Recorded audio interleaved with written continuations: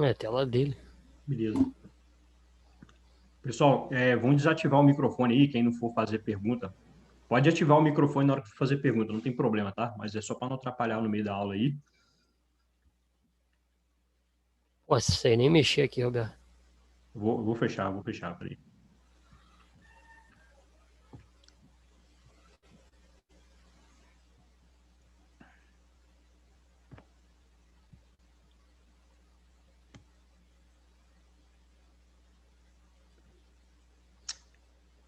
Curando o negócio que mostra.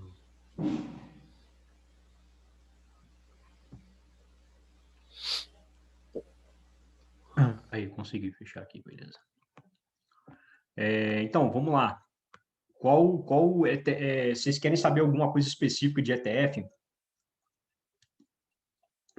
Pode, se quiser, pode perguntar no chat ou pode ligar o microfone aí e perguntar.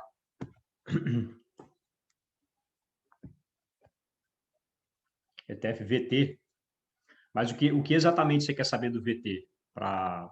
Você quer saber se eu acho ele um bom ETF, ou se você quer saber como que olha a composição do VT, o que exatamente você gostaria de saber sobre o VT?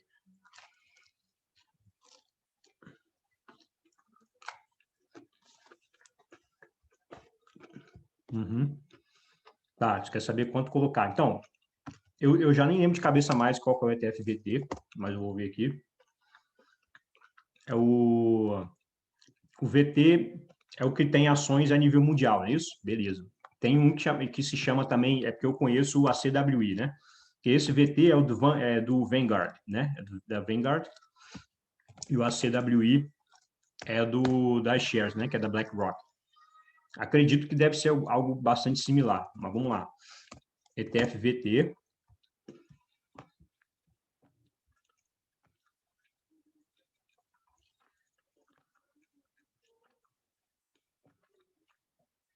Aí no próprio site da Vanguard eu consigo ver o portfólio, né? Aqui, ó, portfólio management.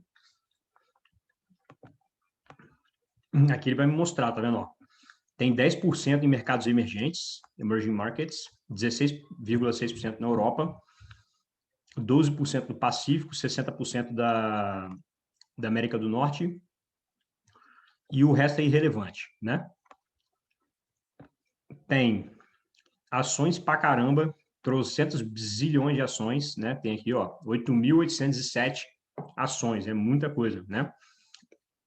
E ele tem o objetivo de replicar esse benchmark aqui, que é o Global All Cap Index. E é aí que você consegue ver algumas coisas, né, sobre como está o ETF em termos de precificação, mas, enfim, como eu falei com vocês, eu acho meio inútil isso para quem não vai fazer stock picking, né? Se você não está fazendo stock picking, você está fazendo ETF, então o seu objetivo é só poupar e botar ali. Então, você não para que você vai ficar olhando precificação? Para você ficar tentando acertar o timing de mercado? Tipo assim, não, tá com os múltiplos muito altos, vou esperar baixar. Aí começa a perder todo o sentido, entendeu? De você fazer estratégia do ETF. Aí aqui, ó, você pode ver, ó, as principais empresas, né? Só empresa top, né? Empresa consagrada, né? Apple, Microsoft, Amazon. Aí tem algumas da China aqui, Alibaba, né? E tem a Tencent também, que é gigante também na China.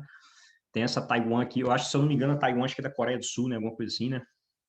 Agora me fugi da minha cabeça, mas eu acho que é da Coreia do Sul. Ah, e aí, então, é um portfólio muito bem diversificado, muito bem. É igual eu falei lá do VTI, né, que eu mostrei para vocês. Eu falei, ó, se você quiser só o VTI, tá tranquilo. Mas, obviamente, o VTI tem só exposição americana, né? No caso, esse aqui tem exposição global. Ele é mais diversificado ainda. Ele pega também mercados emergentes e tal. E aí você pode dar uma comparada, inclusive, né? Se você quiser. Compara o desempenho como é que está indo o desempenho do VTI e do VT, para você ver qual que está desempenhando melhor. Mas, se a gente seguir pela lógica, tipo assim, qual que está mais bem distribuído, seria o VT, né? Porque o VT está exposto também a outras economias diferentes. Então, se os Estados Unidos sofrer, digamos assim, você tem outras economias aí para poder complementar, digamos assim, né? Para poder não deixar a peteca cair de uma vez só. Mas, de qualquer forma, são 2 ETFs muito bons. Então, assim, você pode, se quiser, se quiser facilitar a sua vida, assim, ao máximo, você simplesmente economiza e vai botando dinheiro aí. Não há necessidade alguma de você ser mais diversificado que isso aqui. Necessidade alguma. Esse projeto tem... Para que você precisa de mais do que 8.800 empresas? Não tem necessidade. Isso aqui você tá 8 vezes mais diversificado do que o Peter Lynch, né? Eu tenho mais de 60 ações na minha carteira, então, e não pretendo aumentar esse valor. Então, eu já estou, digamos, na minha cota, assim, né? Não vai começar a ficar muito difícil controlar as coisas. Mas, vamos lá, vamos para a próxima pergunta. Então, tá respondido? Então, se você quiser,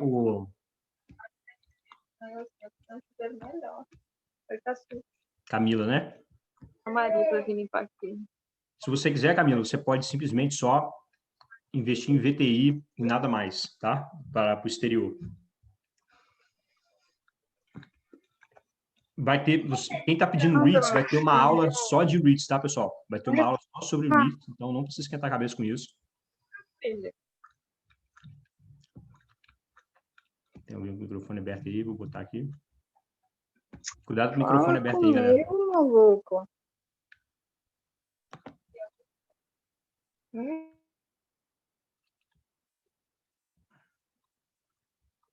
Eu não estou conseguindo...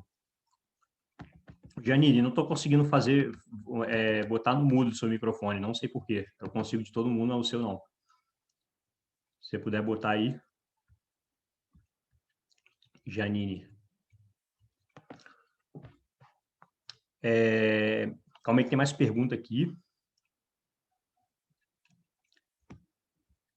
Ô, Roberto, tá me ouvindo? Aham. Então, no caso, por que você teve essa escolha de fazer stock picking e não ETF? No caso, para uma pessoa que não tem tanto tempo assim de estudar as empresas. Uhum. Então, você pode simplesmente fazer por questão de gosto, escolha sua, se você gosta de fazer, digamos, tem tesão e você... Não é que o objetivo, pensa o seguinte, não necessariamente o seu objetivo seja, ó, eu estou fazendo stock pick porque eu quero bater o mercado, eu quero ser superior às pequenas, eu quero ser superior à Nasdaq, não sei o quê. Beleza, você pode ter o seu objetivo, mas não necessariamente você precisa ter esse objetivo para fazer stock picking. Porque, como eu falei com vocês, para mim, o maior benefício de você fazer stock picking, antes mesmo de você querer superar o mercado, é você aprender. Quando você se coloca, ainda mais dependendo da posição, eu não sei qual é a profissão de cada um, mas digamos que talvez não seja tão óbvio, né? Assim, por que um médico, por exemplo, estudaria sobre o mercado financeiro? Eu acho, na minha opinião, que ainda assim seria construtivo, porque ele passa a entender melhor quando ele passa a entender melhor de finanças, quando ele passa a entender melhor sobre negócios, né? Ele acaba tomando decisões financeiras. Quanto mais você se envolve com o mercado financeiro, você tem maior probabilidade de tomar decisões mais assertivas, né? Decisões mais conscientes. Então, por exemplo, uma pessoa que não tem conhecimento nenhum, absolutamente nenhum, mesmo que ela escolha investir por ETF, ela pode acabar tomando decisões erradas porque ela não tem mentalidade correta de longo prazo, por exemplo. Então, vamos supor, ela vai lá, ela foi na euforia, entrou na euforia do mercado e começou a colocar dinheiro ETF, foi salvando ele dinheiro, beleza. Aí, de repente, veio um crash maluco, igual do coronavírus, derruba tudo, e a pessoa não tem estômago para isso. Ela começa a ouvir notícias de que pode ser a pior, como sempre falo, né? É sempre toda queda brusca é a mesma história. Ah, vai ser a maior crise da história, né? Eu lembro que começaram a fazer comparação com o 29, na época do coronavírus, um monte de perfil no Instagram e redes sociais começou a fazer comparação com o 29. Vai dar merda, não sei o quê, e botando um monte de minhoquinha na cabeça do investidor. Se o cara não está conectado com o mercado financeiro ali ativamente aprendendo dia a dia e trabalhando a mentalidade dele, ele pode estar suscetível a pegar e vender tudo, entendeu? E sair na baixa, ou seja, ele comprou na alta e saiu na baixa, né? E aí depois, quando começa a subir de novo, ele viu que fez besteira, mas ele já passou, né? Ele vai ter que se reconstruir, digamos assim. Então, quando você se permite estudar o mercado e fazer stock picking, você tem mais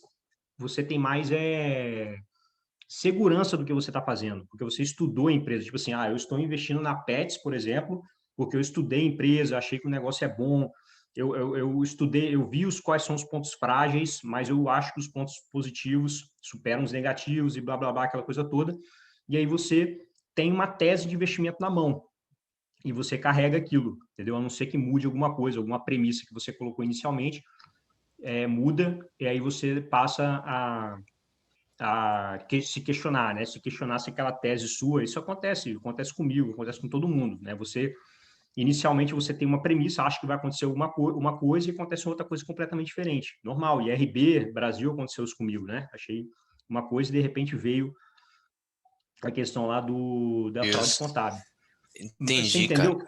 Você entendeu? Obrigado. Entendi. Mas Nada. aí, no caso, de ETF, no caso, eu pego as empresas que têm composição, tipo, 60% do ETF e tenho que estudar elas, no caso, né? Não, na verdade, você não precisaria necessariamente estudar as empresas, porque você está tão bem diversificado que qualquer coisa ruim que acontecer com alguma empresa ali, provavelmente não vai causar um impacto significativo, entendeu? Deixa eu ver, olha só, deixa eu ver se mostra qual é a maior posição aqui, né? Pelo jeito é Apple, mas ele não está mostrando qual é o percentual da Apple aqui, mas acredito que seja um percentual, não deve nem passar de 10%, porque só tem empresa gigante aqui.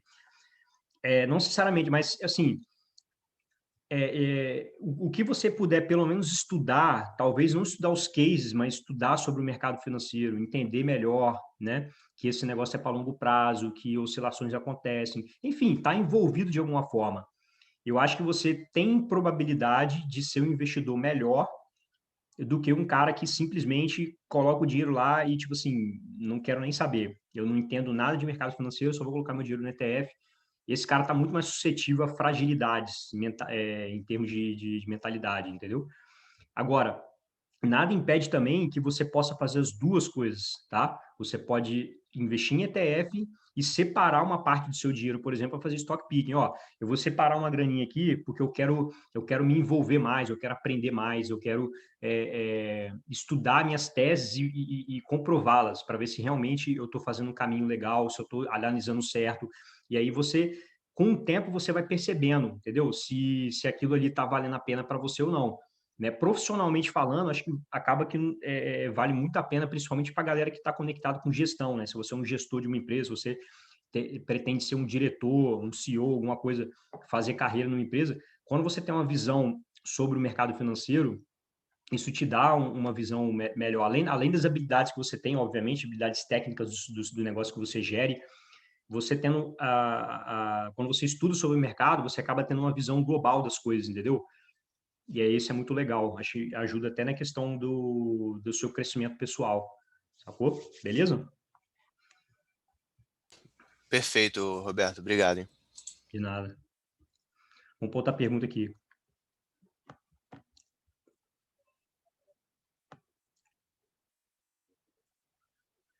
Pá, pá, pá, pá.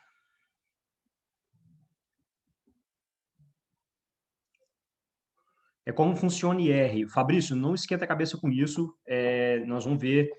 Vai ser a quarta aula, tá? Tributação. A próxima eu vou focar em REITs e na quarta aula, na última, eu vou focar sobre tributação, tá bom? Então não vou entrar nessa questão agora de tributação, beleza? Mas a gente vai falar, fica tranquilo. Marcos está perguntando, quando analisamos o ETF, analisamos a empresa que possui gestão, posição e tal, porque se fosse estudar cada empresa, não seria melhor fazer um stock picking? Exato. Foi exatamente o que eu falei, Marcos. Se você investe através de ETF, para mim não faz sentido fazer análises de maneira nenhuma. Né? Você simplesmente faz essa análise simplista aqui que eu estou falando, que eu estou fazendo aqui. Eu entro no site, vejo qual é a composição daquele negócio para ver, por exemplo, por que eu entraria, sei lá, por que eu escolheria, por exemplo, um ETF sei lá, de energia, só empresa de energia solar? Será que realmente tem sentido para você, como investidor, entrar num ETF focado só no nicho, entendeu? E se aquele, né, se aquele setor, aquele nicho de mercado for mal, acaba que sua carteira acaba performando mal, né? A não ser que você tenha vários e vários ETFs. Mas, teoricamente, não precisa. Você pegando um ETF amplo, né, que tem uma amplitude grande, seja no mercado financeiro, ou seja, exposição global, igual esse VT aqui, tranquilo, cara. É só você economizar e colocar a grana lá e saber que aquele troço vai para cima, né, no longo prazo, entendeu? Camila perguntou assim, viu um vídeo seu indicando renda fixa também. Você acha que vale a pena entrar no que é bem legal de renda fixa e que investe fora dos Estados Unidos? Você fala, Camila, você fala renda fixa fora dos Estados Unidos, é isso? Tipo, mercados emergentes, é isso que você está querendo dizer? Você pode distribuir da maneira como você quiser. Ou você separando a parte da renda fixa de médio e longo prazo, né? Como eu falei com vocês na aula passada. Se for coisa de curto prazo, renda fixa de curto prazo, reserva de emergência, ou algum dinheiro que você está planejando usar para daqui a 2 anos, por algum motivo, uma viagem, sei lá o que você quer fazer, não inventa a moda de pegar esse dinheiro e mandar para o exterior, tá? Não faz isso. Esse dinheiro tem que ficar na sua moeda local e, de preferência, investido em Tesouro Selic ou algo assim de alta liquidez, tá bom? Agora, a parte que você da renda fixa, que você já está pensando para médio e longo prazo, aí beleza, você pode distribuir da maneira como você quiser. Você pode pegar a renda fixa de mercados emergentes, né, que tem várias economias ali dentro. Você pode pegar a renda fixa americana e por aí vai. Tudo bem? Guilherme perguntou se eu prefiro ETFs que sejam focados em empresas de crescimento ou de valor. Olha, Guilherme, cara, acho que vai depender muito da estratégia de cada um, né? Por exemplo, igual, eu acho que eu cheguei a comentar isso com vocês na aula passada, né? Já chegaram a me perguntar essa coisa de focar em crescimento, focar em valor.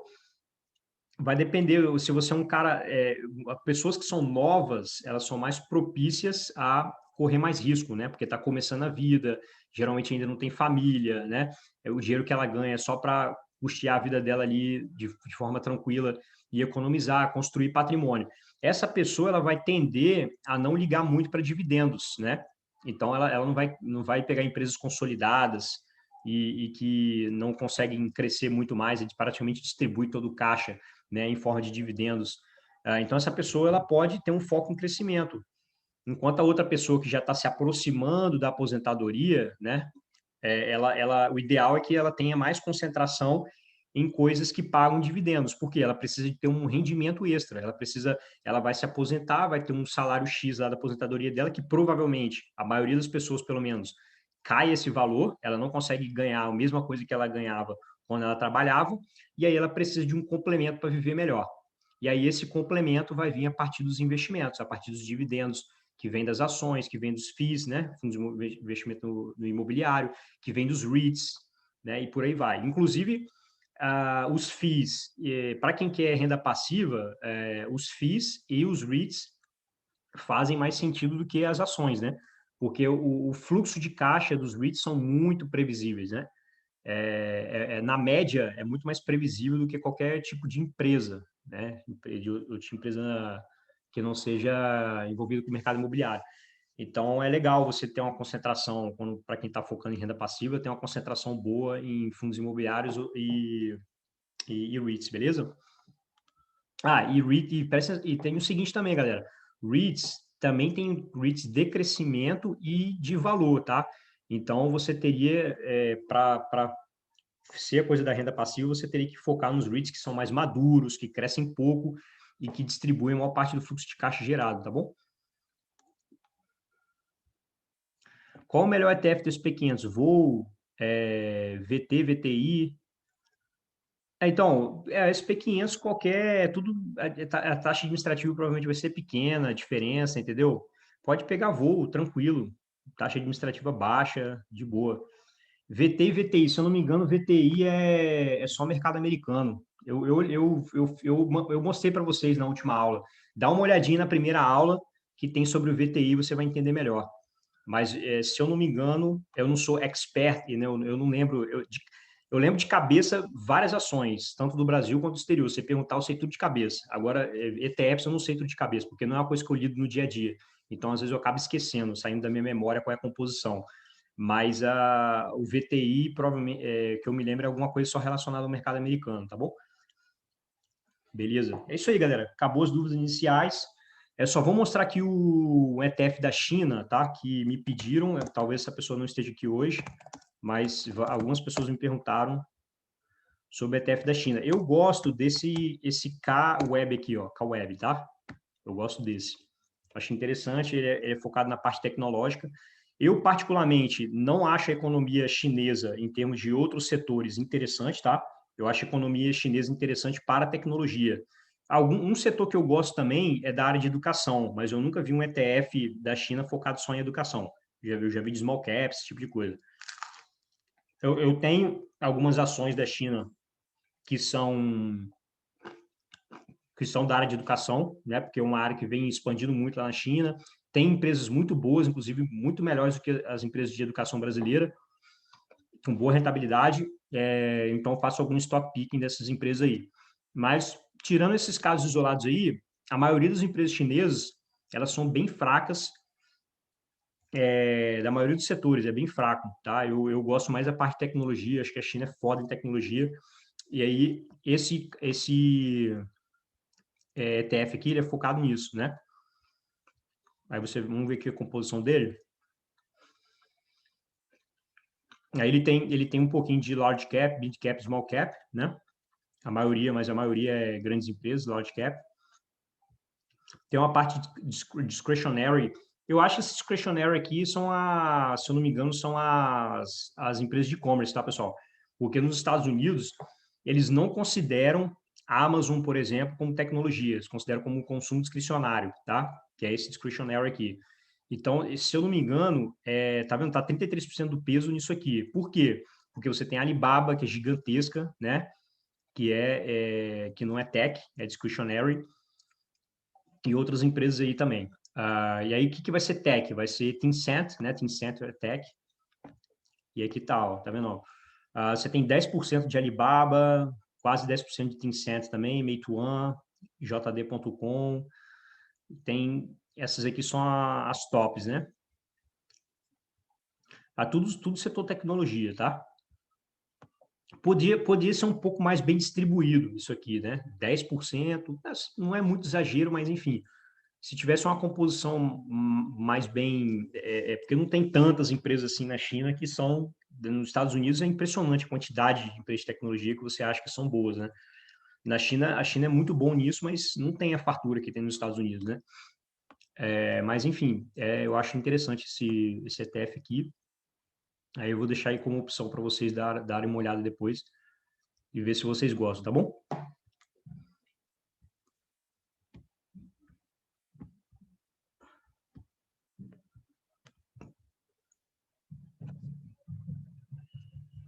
Vamos lá para a parte de análise de ações, então, agora. Eu vou mostrar para vocês dois sites que eu gosto muito, tá?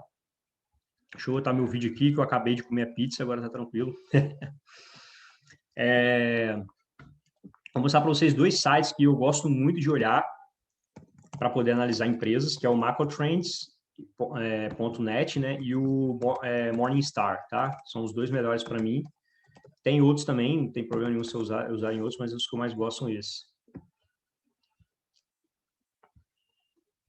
Aí o Morningstar, algumas coisas são travadas para quem não paga o plano deles aqui. Eles mostram bem mais coisa quando tem um planozinho aqui, mas o que é gratuito já dá para ver algumas coisas, tá? E aí, às vezes, também, tipo, alguma empresa nova, por exemplo, que fez IPO recentemente, e aí você não tem informações, as informações são fracas aqui. Num site, por exemplo, desse Macrotrends aqui, se a informação estiver fraca, aí você olha aqui, entendeu? No Morningstar e geralmente vai ter alguma informação. Aí, quer ver? Vamos botar aqui, sei lá, fala uma empresa aí que vocês gostam aí que eu vou digitar aqui para mostrar para vocês. JD, beleza. Vou botar JD aqui então.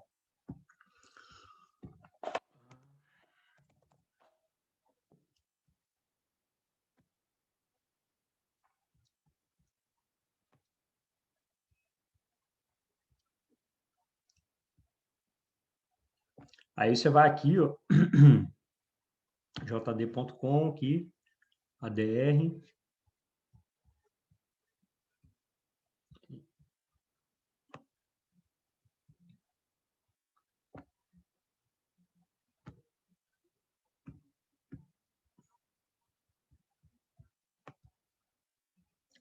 Aí vocês conseguem ver aqui, ó, olha o tanto de informação que tem. Estoque análise, notícias sobre a JD, preço e valor justo. Acho que esse preço e valor justo acho que é só para quem assina, tá? Deixa eu dar uma olhada aqui. Só para quem assina, eu acho. Tá vendo? Então, quando tem esse símbolozinho aqui, ó, é o premium, tá vendo? O premium deles, ó, fair value. Você só consegue ver o premium. Aí eles te mostram o fair value. Mas, de qualquer forma, mesmo se eu pagasse, eu não confiaria mesmo nesses negócios, eu não confio em site nenhum e analista nenhum. Eu prefiro fazer as coisas por mim mesmo, né? Afinal, eu estudei para isso, né? Eu estudei para isso. Não faria sentido ficar estudando e depois ficar confiando em análise de site, né? Não faz sentido nenhum. É importante você ouvir opiniões, obviamente, né? Ouvir opiniões, principalmente opiniões diferentes da sua, mas no final das contas você tem que confiar no seu taco.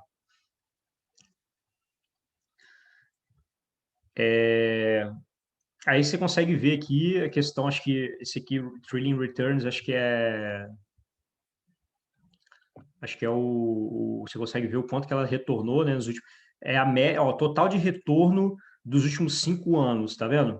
Foi 24,5%, ou seja, na média, a JD valorizou por ano 24,5%. Pô, maravilhoso, né? Rendimento top.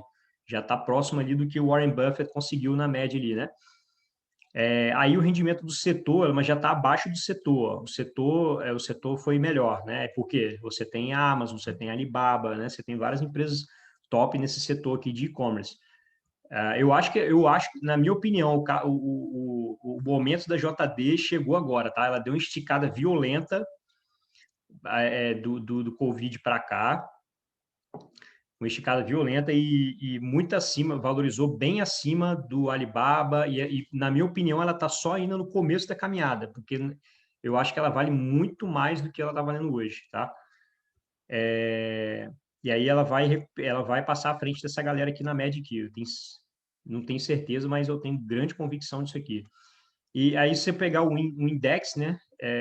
Eu não sei qual index que eles usam para comparação aqui, se é o SP500, se é algum outro index, mas enfim, ela foi acima do index, né? Então, na média, o mercado valorizou 14% nos últimos 5 anos, o setor 34% e JD 24%. Aí você pode olhar dados financeiros aqui também.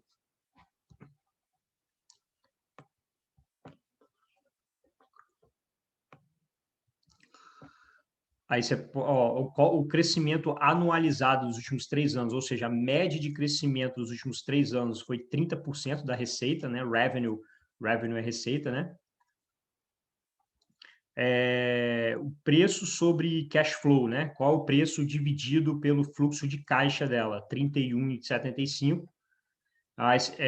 Eu já fiz o cálculo projetado, tipo assim, pelo que ela já vem apresentando, pelo que ela apresentou já nos 2 primeiros trimestres de 2020, eu fiz um cálculo projetado, ela vai fechar, se ela manter esse preço que ela está agora, fixar esse preço dela, e ela continuar essa projeção maravilhosa que ela está esse ano, ela fecharia o ano com preço cash flow de 25, esse 31,75 cairia para 25, tá? Aí tem o preço, o valor patrimonial, que para mim é um dos menos importantes indicadores, mas se vocês quiserem, eu tenho um vídeo no YouTube ensinando como que usa esse indicador, né? É legal, tipo assim, vocês podem até não colocar como uma coisa top para você usar, mas você pode, quando você entende aquilo, é legal, você passa a entender e a olhar as coisas de outra forma, né? Aí tem a rentabilidade aqui, o retorno sobre capital investido é 15,85, né? O que está ótimo, né? O ROIC, 15,85 é bom. Retorno sobre patrimônio 21, e isso aqui, na minha opinião, vai aumentar, tá? Isso aqui, na minha opinião, vai aumentar tanto o ROIC quanto o ROI, porque na melhoria que ela está tendo durante esse ano, ela está tendo um impulsionamento gigantesco do lucro, né? Por causa da melhoria das margens. E aí ela vai fechar os últimos... Aí quando começar a pegar os valores de 1º de janeiro até o último dia de 2020, pegar os 12 meses do ano de 2020 ali, você vai ter valores bem melhores, lucros bem maiores, né? O lucro aí pelo menos 50% maior do que o ano passado, com certeza vai ser. E aí você vai melhorar todos os indicadores aqui. O ROI vai aumentar, o ROIC vai aumentar também. A margem líquida dela também está em evolução. Net margin significa margem líquida, 3,3%. Isso aqui vai puxar para cima também. No último resultado foi 10% a margem líquida dela. Eu não sei se ela vai conseguir manter 10%, porque eu acho que é muito, principalmente quando você está falando de e-commerce, mas a eficiência operacional dela tá bizarra. Os caras já têm depósito de tudo automatizado lá e tal. Isso aí causa muita eficiência operacional, acaba diminuindo o custo, né? Mas, assim, eu acho factível atingir um equilíbrio de net margin de 5%, tá? Então, isso aqui vai esticar também, na minha opinião. Dívida patrimônio, né? Debt equity, 0,28, ou seja, você comparando o valor da dívida com o patrimônio, dá 28%, né, da dívida sobre o patrimônio, sobre o patrimônio líquido, né? Interest coverage significa cobertura de juros, né? No Brasil a gente chama de índice de cobertura de juros, né? ICJ. Significa o EBIT que a empresa tem, que é o lucro operacional, lembra disso? O EBIT dividido pelos juros que ela paga. Então, por exemplo, ela fechou o ano lá, deu tanto de lucro operacional, e naquele mesmo ano ela pagou Y de juros. Aí eu pego o EBIT e divido pelo tanto que ela pagou de juros, tá? Naquele ano. Isso dá o interest coverage. Inclusive, as agências classificadoras de risco, né? A Standard Poor's, as outras lá que eu esqueci o nome agora, Fitch, né? Elas usam um dos fatores para ela emitir aquelas notas de score, né? Aqueles ratings lá, que é aquele AAA e por aí vai. Eles usam essa métrica aqui como um item classificatório, né? Um interest coverage. Current ratio, né? Eu estou traduzindo aqui para vocês conseguirem depois se familiarizar com o site. Não adianta nada vocês olharem o site em inglês e depois não saber o que é, né? O current ratio é ativo circulante sobre passivo circulante, né? É o nosso como é que fala? Eu esqueci agora como é que fala em português isso, cara. Current ratio. Índice de liquidez, né? É o índice de liquidez, se eu não me engano. Ativo circulante ou passivo circulante. 1,19. Quick ratio, eu esqueci o que é. Aí aqui mostra, né, as informações a dívida ativo caindo aqui, dívida sobre ativo, evolução da dívida, evolução dos ativos aqui, tá vendo? É legalzinho os gráficos que ele mostra aqui. Investimento, ó, as informações do cash flow, né? Fluxo de caixa, legal, ó. O azulzinho é o fluxo de caixa operacional, né? Positivo aqui. Aí vem o de investimento, é como se fosse o CAPEX, lembra disso? Despesa de capital, né? Fluxo de caixa de investimento, tudo que ela investiu em novos armazéns, né? Em maquinário, robótica, enfim, isso aí é tudo despesa de capital. E aí entra na parte de fluxo de caixa de investimento. Você vê que ela está investindo muito ainda, ó. Tanto é que as barrinhas, ó, são bem altas, tá vendo? Bem altas para baixo, no caso, né? Porque fluxo de caixa de investimento, se ele está investindo, é porque está saindo do caixa da empresa. Por isso que tem que entrar negativo na conta, entendeu?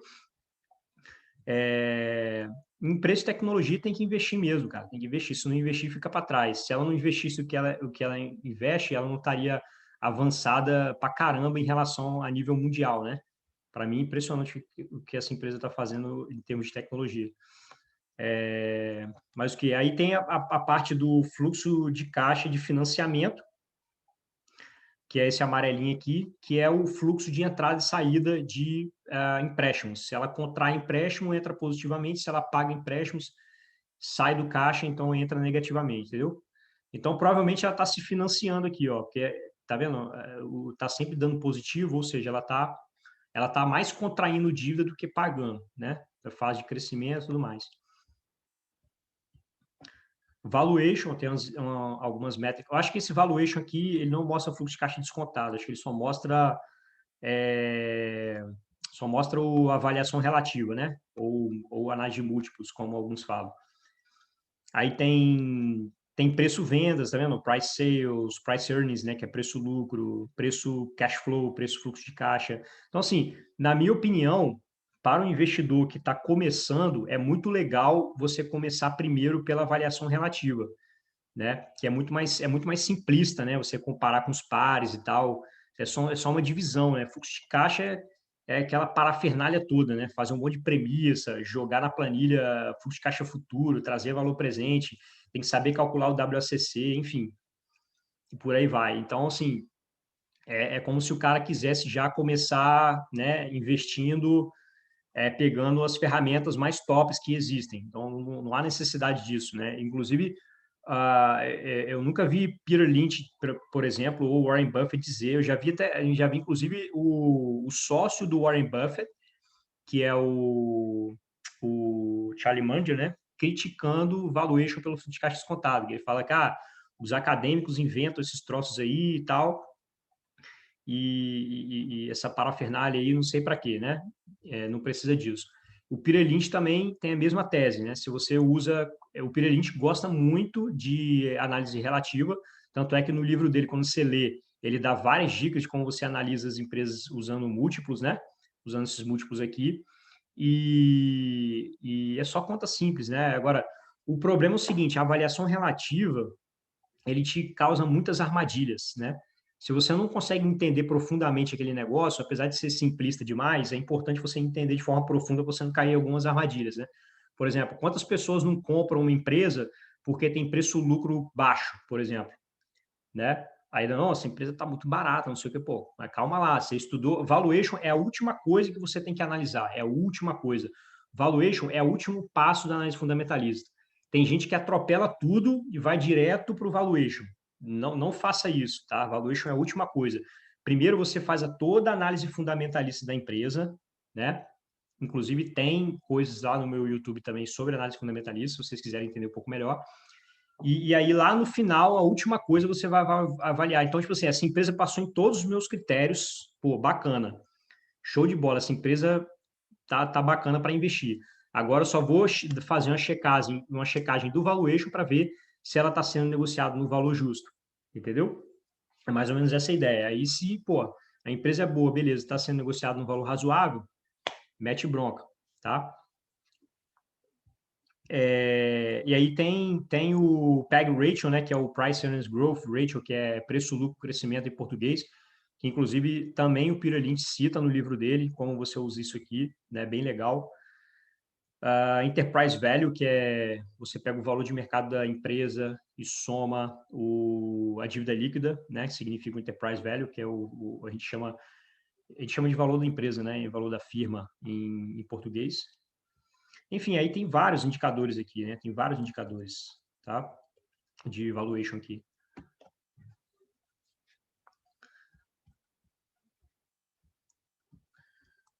Aí tem dados de performance operacional, né? Retorno sobre... A gente já viu a maioria dessas informações.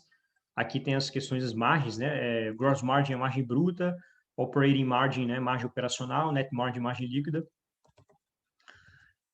Aí tem outros indicadores legais aqui, inclusive isso aqui é legal, que aí você pode comparar, inclusive, com outros e-commerce. É bacana isso, né? Por exemplo, inventory turnover, que significa quantas vezes a JD consegue girar aquele estoque. Quanto mais rápido ela girar o estoque, mais eficiente ela é e melhor para o fluxo de caixa, entendeu? Então, por exemplo, você pode pegar a JD e começar a comparar com outras empresas, o inventory turnover, tá? Aí você olha aqui, vamos ver como é que está a evolução de 2014 para 2019. Era 10, aí caiu um pouquinho, caiu levemente, né? Caiu um pouquinho aqui para 8 e pouco, depois subiu de novo lá para 9,66. Está se mantendo nesse patamar aí entre 9 e 10, né? Aí tem também o turnover do ativos fixos, margem EBITDA, por aí vai, beleza? Aqui, legal, tem uns dados legais aqui. Esse dado é legal quando você usa esses dois sites em complemento um com o outro, é legal, porque algumas informações você não encontra no Macro Trends, e o Macro Trends dá outra visão diferente do Morningstar, né? Outros dados diferentes. Aí você junta as duas coisas e monta o quebra-cabeça, tá? Agora, não tome decisões. Se você quer fazer stock picking de verdade mesmo e se especializar nisso, não faça isso, não escolha ações somente olhando esses dois sites, tá? Por favor, não faça isso. A melhor fonte de informação para você fazer stock picking e estudar sobre a empresa é no próprio site da empresa, na parte de relações com investidores. Ali é que você vai encontrar a maior gama de informação, tá? Inclusive, é legal que as empresas americanas têm muito mais, costumam, pelo menos na média, né, ter muito mais informação do que as empresas brasileiras. Elas mostram elas mostram detalhadamente quais são os projetos futuros, né, o tamanho do mercado, onde ela quer chegar, o diferencial entre ela e os concorrentes é muito legal, sim. A maioria das empresas tem muita informação no site de relações com investidores. Explora o máximo que você puder, lê os relatórios, entende como é que a empresa está indo, e aí você consolida tudo, entendeu?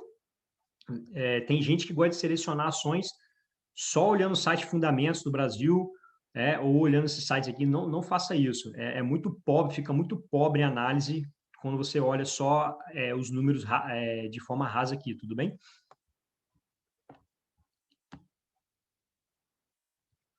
Aí tem a parte de dividendos também que mostra, né? A parte de dividendos, como eu acho que não... Eu nem lembro, acho que o JD nem sei se, cara, está pagando dividendos, se paga muito pouquinho. Eu nem lembro de ter recebido dividendo da JD.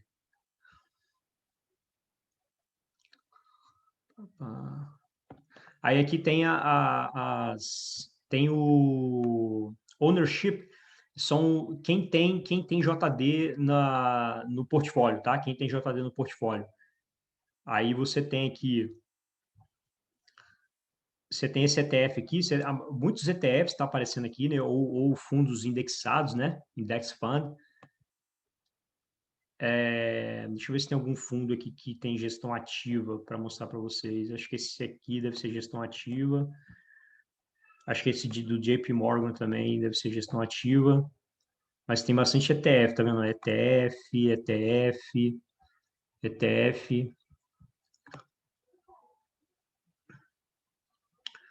Beleza, pessoal? Aí, eu acho que esse aqui são a equipe executiva, se eu não me engano, esse último aqui, equipe executiva. Aí tem aqui, tá vendo? O chairman, que eu não sei nem pronunciar o nome desse cara aqui. Queen Dong, Richard Liu, né? Não sei nem que nome maluco é esse aqui, mas tudo bem. Zhenyu Wang, Lei Shu, Sidney Sandy, ó a Sandy aqui, Sandy do Sandy Júnior. Yuan Li, beleza? Então, alguma dúvida em relação a esse site aqui? Alguma dúvida? Que aí eu já vou passar, vou dar uma quebrada no gelo aqui para não ficar muito chato eu só falando. Depois a gente passa para o Macro Trends, que eu vou mostrar para vocês umas ferramentas legais lá no Macro Trends. Alguma dúvida aqui sobre essa parte? Vou botar no chat aqui.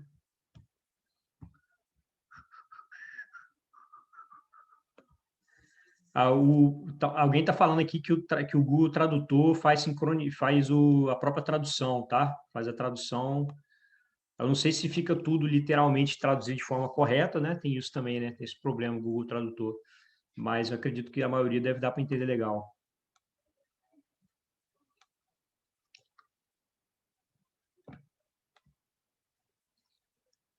Então, beleza, não tem dúvida não, né? Então, vou passar para o Macro Trends, então, beleza? Bom, o Macro Trends é o seguinte, qual que é a ferramenta diferenciada do Macro Trends, que não tem em nenhum outro site, pelo menos eu nunca vi uma ferramenta tão completa de filtros que ela te apresenta aqui, né? Então, você vai no... Começou a aparecer as propagandas malucas aqui do site. Você vai no Stock Screener, se eu não me engano, Stock Screener. E aí você tem vários filtros aqui, cara, para você colocar vários e vários, olha o tanto que tem. Vários filtros. Aí você vai colocando os filtros que você quer, né? Por exemplo, Roberto, eu quero só empresa menor, empresa pequena, sei lá, small cap. Aí você escolhe aí o que é small cap. Essa definição de small cap varia um pouco de dependendo do autor, né? Da definição do small cap. Mas, enfim, sei lá, eu vou considerar small cap quem tem valor de mercado abaixo de 10 bilhões. Então, tipo, eu quero só selecionar small caps. Então, beleza, eu vou só pegar empresas que têm valor abaixo de 10 bi, né? Tranquilo. Aí depois vem o P ratio, né? Razão preço-lucro. Aí você escolhe aqui qual que você quer. Ah, eu quero no máximo que tenha 30, tá? Não quero que passe de 30, beleza. Aí, cada vez que você vai colocando um filtro aqui, ele vai reduzindo o número de empresas aqui do lado, ó, nessa tabela aqui, tá? Tem que atender simultaneamente todos os requisitos que você está colocando aqui. Dividend yield. Aí você coloca aí, não, se você quiser empresa de dividendo, você coloca dividend yield. Não, Roberto, eu quero focar só em empresa de crescimento. Então esquece, não coloca esse critério aqui, porque senão se você colocar dividend yield, ele vai puxar a empresa de dividendos, né? Então não vou colocar, tá? Vou fingir que eu tô querendo small caps de crescimento, beleza? Preço, isso aqui não faz sentido nenhum, né? Tipo, o que significa o preço de uma ação? Não significa nada, né? Em termos absolutos, significa nada. Significa alguma coisa em termos relativos. Então, eu vou deixar isso de lado. Para mim, esse critério aqui é totalmente sem noção, sem sentido. Preço-valor patrimonial. Como eu não acho muito importante esse negócio aqui, eu também não vou colocar nada, não. Vou deixar em branco isso aqui, não vou colocar máximo. Se vocês quiserem colocar alguma coisa em relação à dívida patrimônio, né? Tipo assim, eu quero um endividamento, um patamar máximo de endividamento aqui. Aí eu vou colocar, sei lá, deixa eu ver quais opções que tem aqui. Um é muito pouco, né? Dependendo do tipo de empresa, não faz muito sentido, mas enfim. Vou colocar um aqui só para a gente poder filtrar mais coisa. Aparecer menos empresas, né? Se aparecer muita empresa, vai ter um trabalho desgramado, né? Para poder ficar garimpando depois. Para ficar estudando uma a uma. Aí o ROI, vou colocar, eu quero um ROI mínimo de... Sei lá, eu quero um ROI mínimo de... Você exagerado aqui, vou colocar um ROI mínimo de 20%. Já está diminuindo cada vez mais, né? Aí agora eu vou para a parte de fundamentos. Aí, eu quero uma margem operacional aí de pelo menos 10%, tá? Uma margem operacional. Nem vou colocar margem líquida, não. Vou colocar só margem operacional. PEG ratio, né? Que é o preço-lucro-crescimento. Vou colocar no máximo, vou seguir lá a dica do Peter Lynch, né? Que ele fala no máximo 2, vou colocar 1,5, ser um pouco mais restritivo ainda, para dar mais margem de segurança. Preço-vendas eu vou colocar no máximo 6. Empresa de crescimento geralmente tem esse múltiplo preço-vendas elevado, né? Empresa de crescimento rápido. Então, eu vou colocar 6 aqui, que está de boa, não está... Para empresa de crescimento, geralmente, o valor preço-venda 6, pela minha experiência, preço-venda 6 não é tão exagerado. O Etsy não vai entrar aqui, por exemplo, né? Se eu coloquei 6 aqui, Etsy já está sendo negociado umas 15 vezes o faturamento anual, se não me engano. Então, aqui ela já saiu fora desse critério aqui. Peraí. Aqui, vamos escolher. Aí, se eu quiser também colocar... esse aqui, se você não entender muito bem o que significa essa abreviação, digamos aqui, você vai no interrogação aqui, ó, ele fala, ó, percentual de crescimento, declínio na receita nos últimos 5 anos. Percentual de crescimento da receita nos últimos 5 anos. Né? Você quer colocar? Não sei. Né? Eu não vou colocar nada não, mas se quiser colocar aqui, beleza. Vamos colocar aqui, sei lá, só tem valores muito altos aqui, né? Tinha que ter valor mais baixo. Está muito espaçado. Não vou colocar nada não. Vou para performance agora. Aí essa parada aí a performance é o seguinte, essa parte aqui é a parte que uma das partes que eu mais acho bacana, porque você consegue filtrar o crescimento do lucro, né? Se eu não me engano. Eu não sei qual é a base, porque CAGR você pode usar com base em qualquer coisa. Por exemplo, CAGR de número de usuários de uma plataforma, CAGR do faturamento, CAGR do lucro líquido, CAGR do lucro operacional. Você pode usar o CAGR para qualquer item que você quiser. Esse site não deixou claro o que é esse CAGR, está baseado em quê? Está baseado no lucro, na receita? Não sei. Ele não deixa claro. eu imagino que seja lucro, tá? Como se fosse uma coisa padrão. Aí você pode colocar aqui, por exemplo, vamos supor que você queira usar, sei lá, o efeito Lindy ao seu favor, né? O que é o efeito Lindy, para quem não sabe? É você selecionar empresas que já têm um largo histórico vencedor, né? Porque, não sei se vocês já estudaram sobre o efeito Lindy, mas ele fala o seguinte, ó, se uma empresa ela tem, sei lá, 20, 30 anos sendo vencedora, né? Ou seja, 20, 30 anos crescendo, ganhando mercado, sendo a líder daquele mercado, apresentando boa rentabilidade, ela tem grande probabilidade de continuar perpetuando essa forma vencedora de ser, entendeu? E se uma empresa é medíocre, ela tende a continuar sendo medíocre. Por isso que, na minha opinião, tá? Eu sempre penso tudo na minha vida em termos de estatística. O que eu posso fazer, o que eu posso me posicionar ou montar de modo que eu fique a favor da estatística, de modo que aumente a minha probabilidade de estar tomando uma decisão correta. Eu nunca jogo a favor das estatísticas, desculpa, eu nunca jogo contra, eu sempre jogo a favor das estatísticas, tá? Então, se a estatística fala para mim que uma empresa que está fazendo um bom trabalho tende a continuar sendo bom, e uma empresa que está fazendo um trabalho ruim tende a continuar sendo ruim, se você optar por encher sua carteira de empresas que possivelmente podem fazer um turnaround, você está fazendo o quê? Jogando contra a probabilidade. Por isso que não há problema de você ter empresas turnaround na carteira, não tem problema. Mas você não pode socar a sua carteira de ações de empresa turnaround, né, na esperança de repente, achar uma nova Magalu, aquela empresa que está lá esquecida pelo mercado, toda detonada, e, de repente, aquela empresa se transforma em outra empresa completamente diferente, né, e começa a foguetar. Né? Então, assim, isso é 1 em 1 milhão, entendeu? O que aconteceu com o Magalu é 1 em 1 milhão, mas muitas pessoas ainda insistem em tentar, de qualquer forma, achar uma nova Magalu que vai te dar, sei lá quantos 1000%, né, em 5 anos, tá? Quando você usa esses critérios aqui que o filtro te fornece, automaticamente você já está selecionando as melhores, porque você está sendo você está sendo rigoroso no critério. Ó, eu quero uma empresa assim, eu quero uma empresa assada, eu quero isso, eu quero aquilo. Você vai filtrar, entendeu? Vai aparecer só um pequeno número de ações, né? E aí, aquele pequeno número de ações, você se aprofunda nelas e vai vendo qual case você acha interessante, qual case você acha legal para colocar na carteira, né? Por exemplo, se você coloca uma empresa que já tem um longo histórico de vencedor, digamos assim, se você usa, por exemplo, eu vou pegar uma empresa que tem um CAGR nos últimos 10 anos de pelo menos 20%. Pô, é coisa pra caramba, imagina isso, uma empresa por 10 anos conseguir crescer os lucros 20%.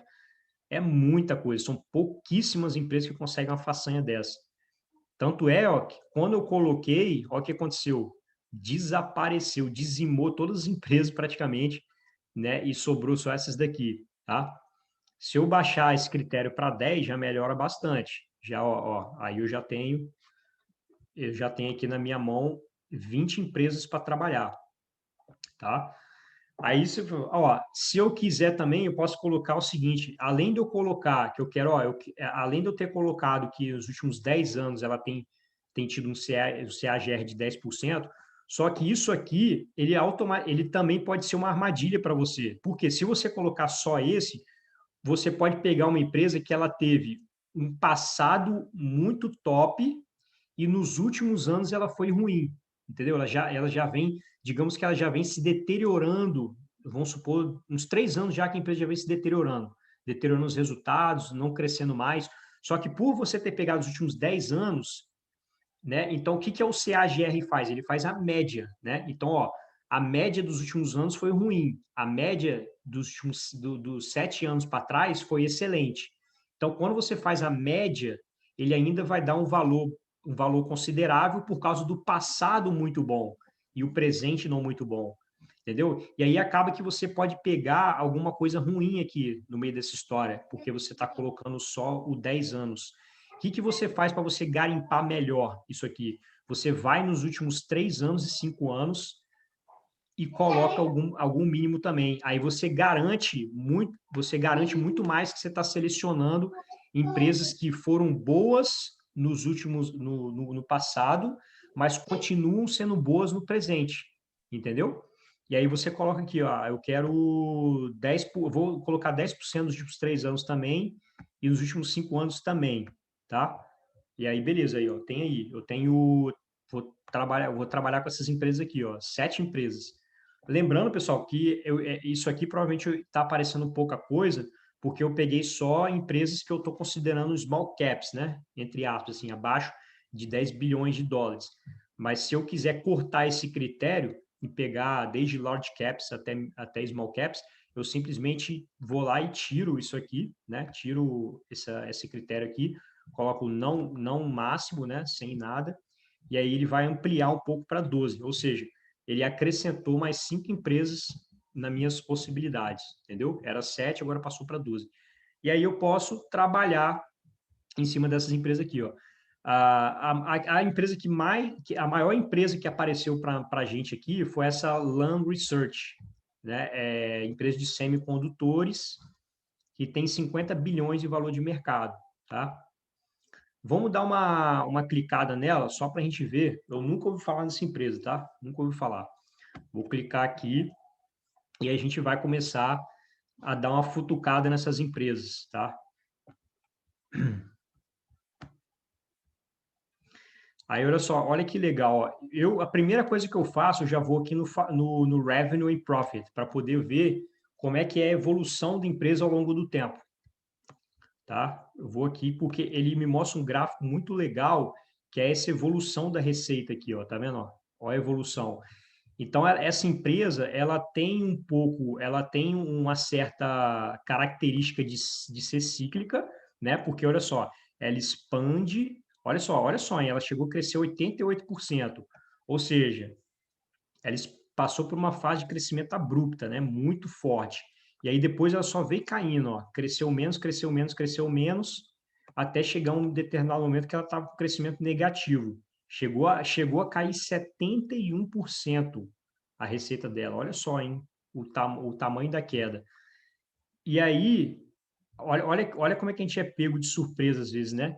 Aí, o que a maioria das pessoas vão pensar quando uma empresa sai daqui desse patamar e vem para cá? É um patamar, assim, ela virou ao contrário, como se virasse uma empresa do avesso. O que você chegaria à conclusão? Falei, cara, essa empresa perdeu o fundamento, já era essa empresa aqui, eu vou vender porque ela não vai se recuperar mais. Aí a empresa vem e surpreende você, ó, pau, só paulada de crescimento, ó, 72, 260%, e aí depois ela vai e começa a cair de novo, entendeu? O crescimento dela. Aí depois ela começou a ter um movimento mais consistente, né? Mas você percebe que ela é um pouco cíclica, né? Ela cresce, cai, cresce, cai, cresce, cai, né? A receita não consegue ter consistência, esses movimentos. Então, o que é legal? Por que eu uso isso aqui? Porque eu consigo enxergar logo de cara se essa empresa ela tem fragilidades ou não, né? Em termos da manutenção da receita ao longo do tempo. Consequentemente, isso vai influenciar na questão do fluxo de caixa, entendeu? Então, é muito mais difícil você conseguir analisar uma empresa dessa aqui que tem uma dispersão muito grande dos resultados, né? Então, se você, por exemplo, é um cara que não gosta de empresa cíclica, você já pegaria e já excluiria isso aqui, ó. Não, eu não quero essa empresa, eu quero uma empresa que tem resultados mais consistentes. Então, eu vou eliminar essa aqui. Aí você já pega e elimina. Você entendeu? Você não precisa nem se aprofundar. Você não precisou se aprofundar nela. Ela já veio um critério aqui para você que você não te agrada, que você não gosta. Você simplesmente elimina, dá tchau para ela e já parte para outra, entendeu? Então, vamos voltar lá no nosso negócio, né? E vamos botar o Zebra Technology. Algumas empresas, inclusive, algumas pessoas lá no Instagram, seguidores meus, inclusive, já perguntaram uma vez essa Zebra aqui. Eu, particularmente, dei uma avaliada nela, assim, muito por baixo. Não tem como eu falar não, eu estudei pra caramba essa empresa, eu bato o martelo que ela é ruim. Não, eu não vou falar isso. Mas eu olhei por alto, não me agradou muito, tá? Essa Zebra aqui. Mas vamos lá ver aqui. Vocês perceberam? Eu não estou nem avaliando o que a empresa faz. Eu nem conheço a empresa. A empresa que a gente viu antes, eu não conheço, eu não sei. Agora, para que você vai se aprofundar na empresa, por exemplo? Para que você vai olhar como que essa empresa gera receita, quais são as fragilidades dela, risco, como que ela está posicionada no mercado, qual o tamanho do market share. Cara, análise fundamentalista é uma parada muito robusta, entendeu? É muita coisa para você fazer um stock pick bem feito. Então, primeiro, checa os critérios principais que você está buscando para ver se vale a pena você se aprofundar nela ou não. Caso contrário, você vai perder tempo, entendeu? Então, aquela empresa eu já eliminei, já saí fora. Eu não quero mais, eu não quero me aprofundar, não tenho interesse em me aprofundar dela. Não tem problema se eu estou perdendo a oportunidade, é normal, todo mundo perde oportunidades o tempo todo no mercado.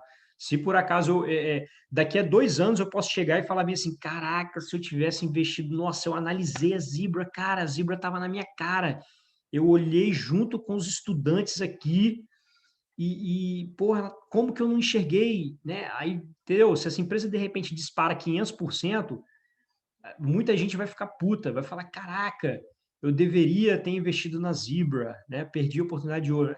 Cara, se você ficar toda hora se remoendo pelas oportunidades que você está perdendo no mercado, você vai fazer isso todo santo dia, porque todo dia tem alguma empresa maluca aí que explode, sobe pra caramba, mas não significa que aquilo é sustentável, entendeu? Não significa, tá?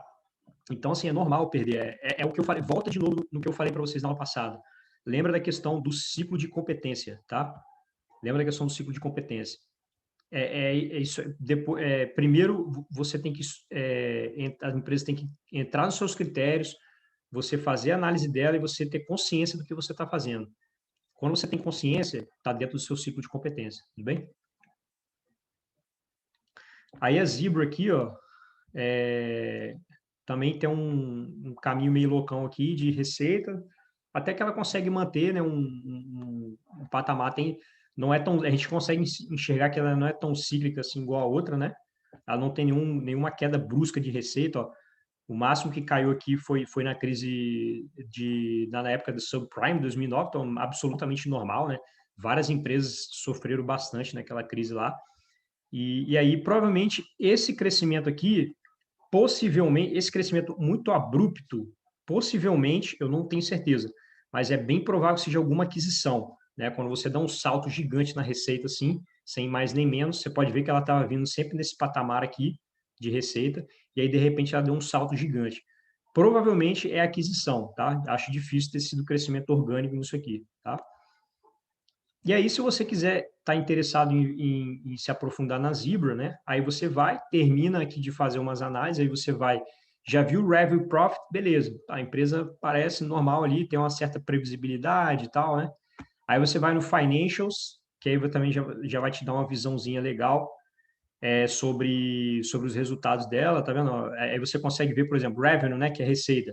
Como que está a evolução dessa receita ao longo do tempo, né? Ela saiu lá de 702 milhões em 2005, né? E foi crescendo, crescendo, crescendo, e hoje ela já está aí no patamar, né, de 4 bilhões e meio, ou seja, pô, é um crescimento bastante expressivo, né?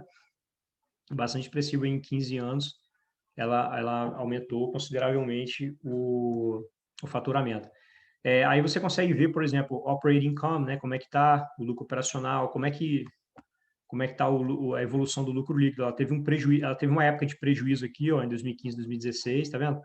Foi negativo o lucro, depois ela voltou a ficar positivo de novo. E aí você consegue ver também as margens da empresa ao longo do tempo aqui, no margins. Tá vendo? Ó, a gross margin, que é a margem bruta, né? Ó, ela já teve valores mais altos, valores mais baixos, mas no geral sempre se manteve elevado, tá? Então, pô, 43% de margem bruta é muita coisa, né?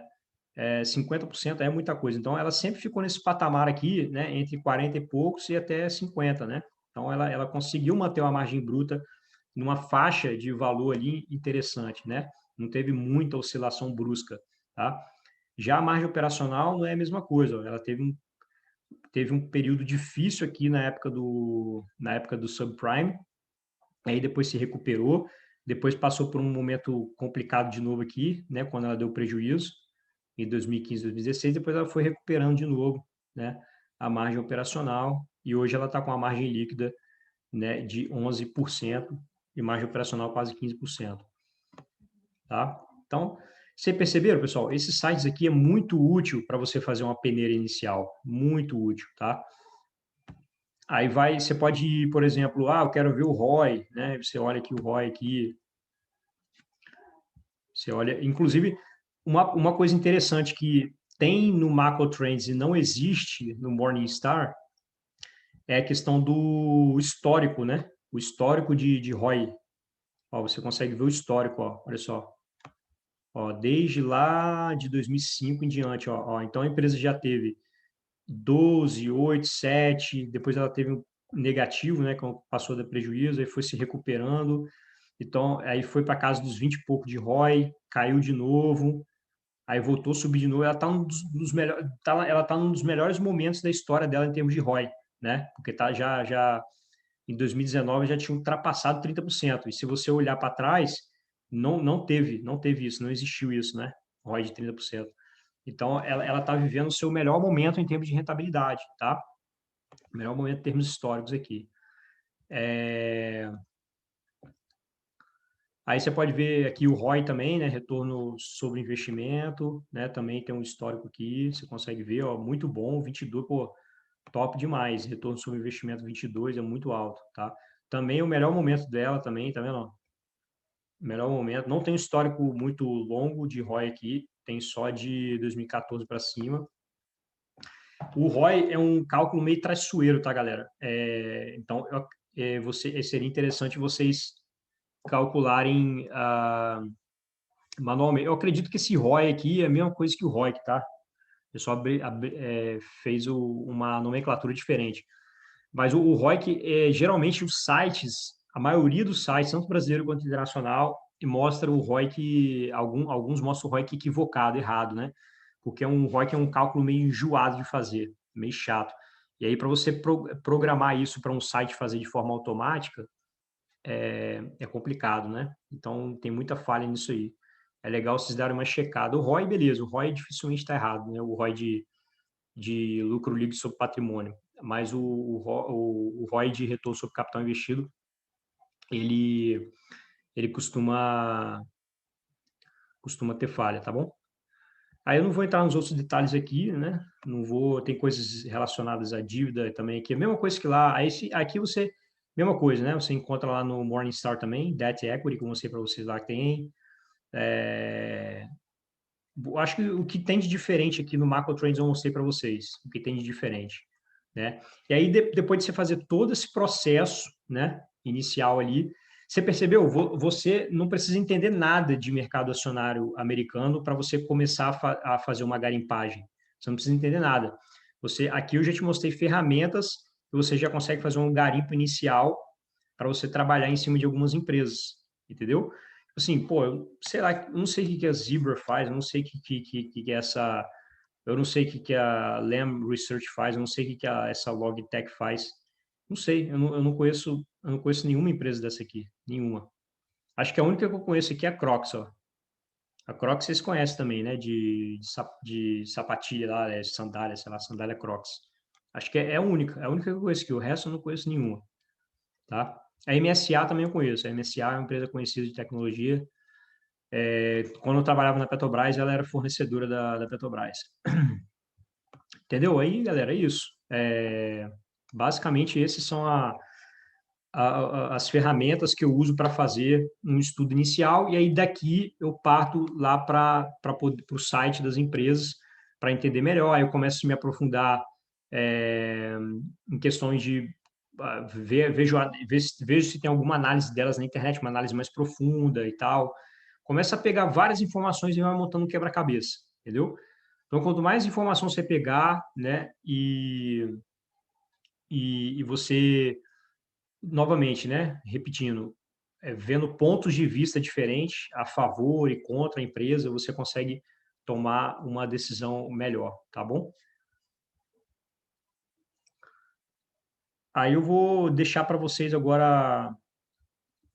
A gente está chegando aí a 1h10, 1h10 aproximadamente aí de aula.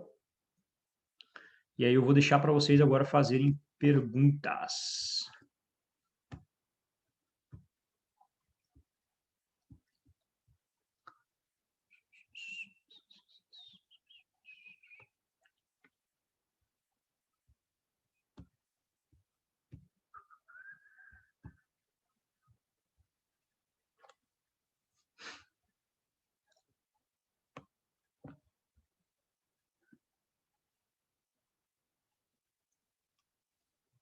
E aí, galera, alguma pergunta? Pode fazer pergunta pelo chat ou fazer pergunta pelo microfone também, não tem problema não.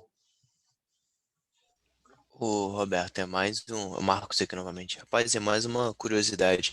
Que a Uhum, gente já conversou sobre ter caixa, não ter caixa, mas uhum, atualmente, como que você está posicionado na bolsa? Você está uhum. guardando os aportes? Não, Como que você está aí? não tem, teoricamente eu não tenho caixa nenhum, cara. Mas, assim, caixa no sentido caixa que as pessoas gostam de falar, assim, né? Tipo assim, aquele caixa de reserva de oportunidade. Eu tenho alguma coisa na renda fixa, que eventualmente, se eu quiser, eu posso tirar da renda fixa e botar na renda variável, entendeu? Como Mas se o fosse problema, um aporte mais robusto, né? o problema é o seguinte, quando você está falando de, por exemplo, estou falando aqui que eu posso usar a estratégia de tirar algo da renda fixa e passar para a renda variável em algum momento, tipo assim, uma oportunidade espetacular, o mercado caiu, não sei o quê.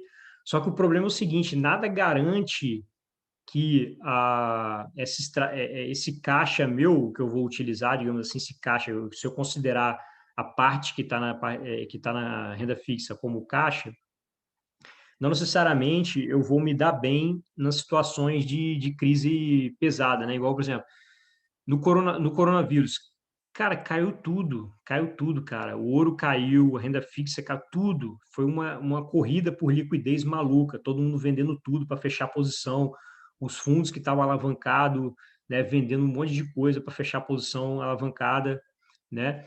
E aí caiu tudo. Então, ou seja, você vendeu uma coisa que caiu, desvalorizou, né, para poder comprar outra coisa que caiu mais. O que você está fazendo é tirando uma coisa que caiu menos, digamos assim, para botar numa coisa que caiu mais. Faz sentido? Faz. De certa forma, faz sentido. Tanto é que se eu for pegar, por exemplo, minha carteira brasileira na época do coronavírus, tinha tomado uma posição bastante defensiva, estava com várias ações de energia elétrica e tal, ações que geralmente são mais conservadoras. Eu tinha algumas transmissoras, por exemplo, né? Na minha carteira de transmissora, a gente sabe que sofre menos, né? Sofre menos em qualquer crise, porque o fluxo de caixa delas é muito, muito, muito previsível. Aí, o que eu fiz? Como elas praticamente não caíram nada, elas tinham caído, sei lá, no máximo 10% elas tinham caído, eu peguei e realizei ali, e eu estava com lucro ainda, né? Elas caíram 10, mas eu tinha comprado antes, então eu ainda estava com lucro nelas, né? Ela caiu 10%, mas não foi suficiente para tirar o meu lucro. Fora os dividendos que eu já tinha ganhado ao longo do tempo. Enfim, o que eu fiz? Vendi, fiz caixa e comprei ações que tinham caído para caramba. Entendeu? Isso aí é uma estratégia que vocês podem usar, tá? Inclusive, foi a melhor coisa que eu fiz, porque essas ações hoje em dia que eu vendi, né, transmissora, estão valendo praticamente a mesma coisa que eu vendi, não mudaram praticamente nada o preço. A única coisa que eu perdi, talvez nesse meio tempo aí, foi o dividendos. Mas nem se compara com o ganho que eu tive. Soquei dinheiro em Locamérica, Movida. Nossa, comprei com força, velho. Locamérica, Movida, valendo lá no Vale da Morte, digamos assim, né? E, pô, quanto que essas ações valorizaram, né? Movida saiu lá de 7, já está valendo 20, né? Loca América, a mesma coisa, saiu lá de 11, chegou a valer 25 aí há pouco tempo atrás. Então, são estratégias interessantes que você pode usar, tá? Como se fosse uma espécie, tipo assim, você não tinha caixa, mas você arrumou caixa de algum lugar, entendeu? Mais ou menos essa é a Então ideia. é estar bem diversificado, né? E saber o momento ali Uhum. que você está exposto, né? Se você está Isso. muito exposto ali em carteira defensiva ou ofensiva, né? Uhum. É.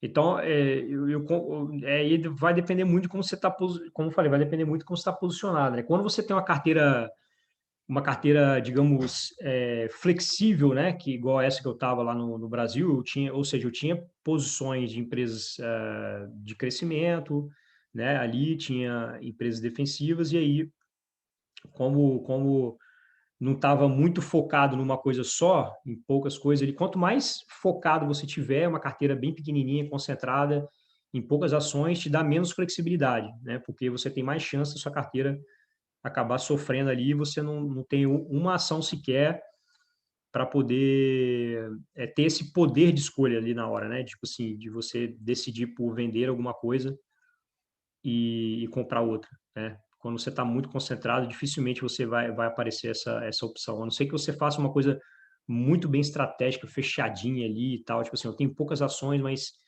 essa aqui eu vou colocar em transmissão só para defender, né? Defensivamente, saneamento. Até saneamento caiu, Sanepar caiu também, né? É difícil, cara. Quando o mercado cai, é complicado. O mercado cai, cai tudo, cara. Cai tudo. Vamos, supondo que a gente comece, vamos supor, agora a investir no exterior. Seria legal a gente diversificar com várias empresas já, ou mensalmente fazer um aporte, tipo, gostei dessa empresa, analisei e Uhum. tal, vou fazer um aporte na JD. Aí no outro mês eu faço em outra empresa, e eu vou fazendo assim, ou já divido logo uma porcentagem geral, ou já escolho logo todas que eu pretendo ter na minha carteira. Então, para quem está começando e não vai começar com patrimônio grande, eu recomendo escolher uma de cada vez. Que aí, ainda mais se você for fazer stock picking, né?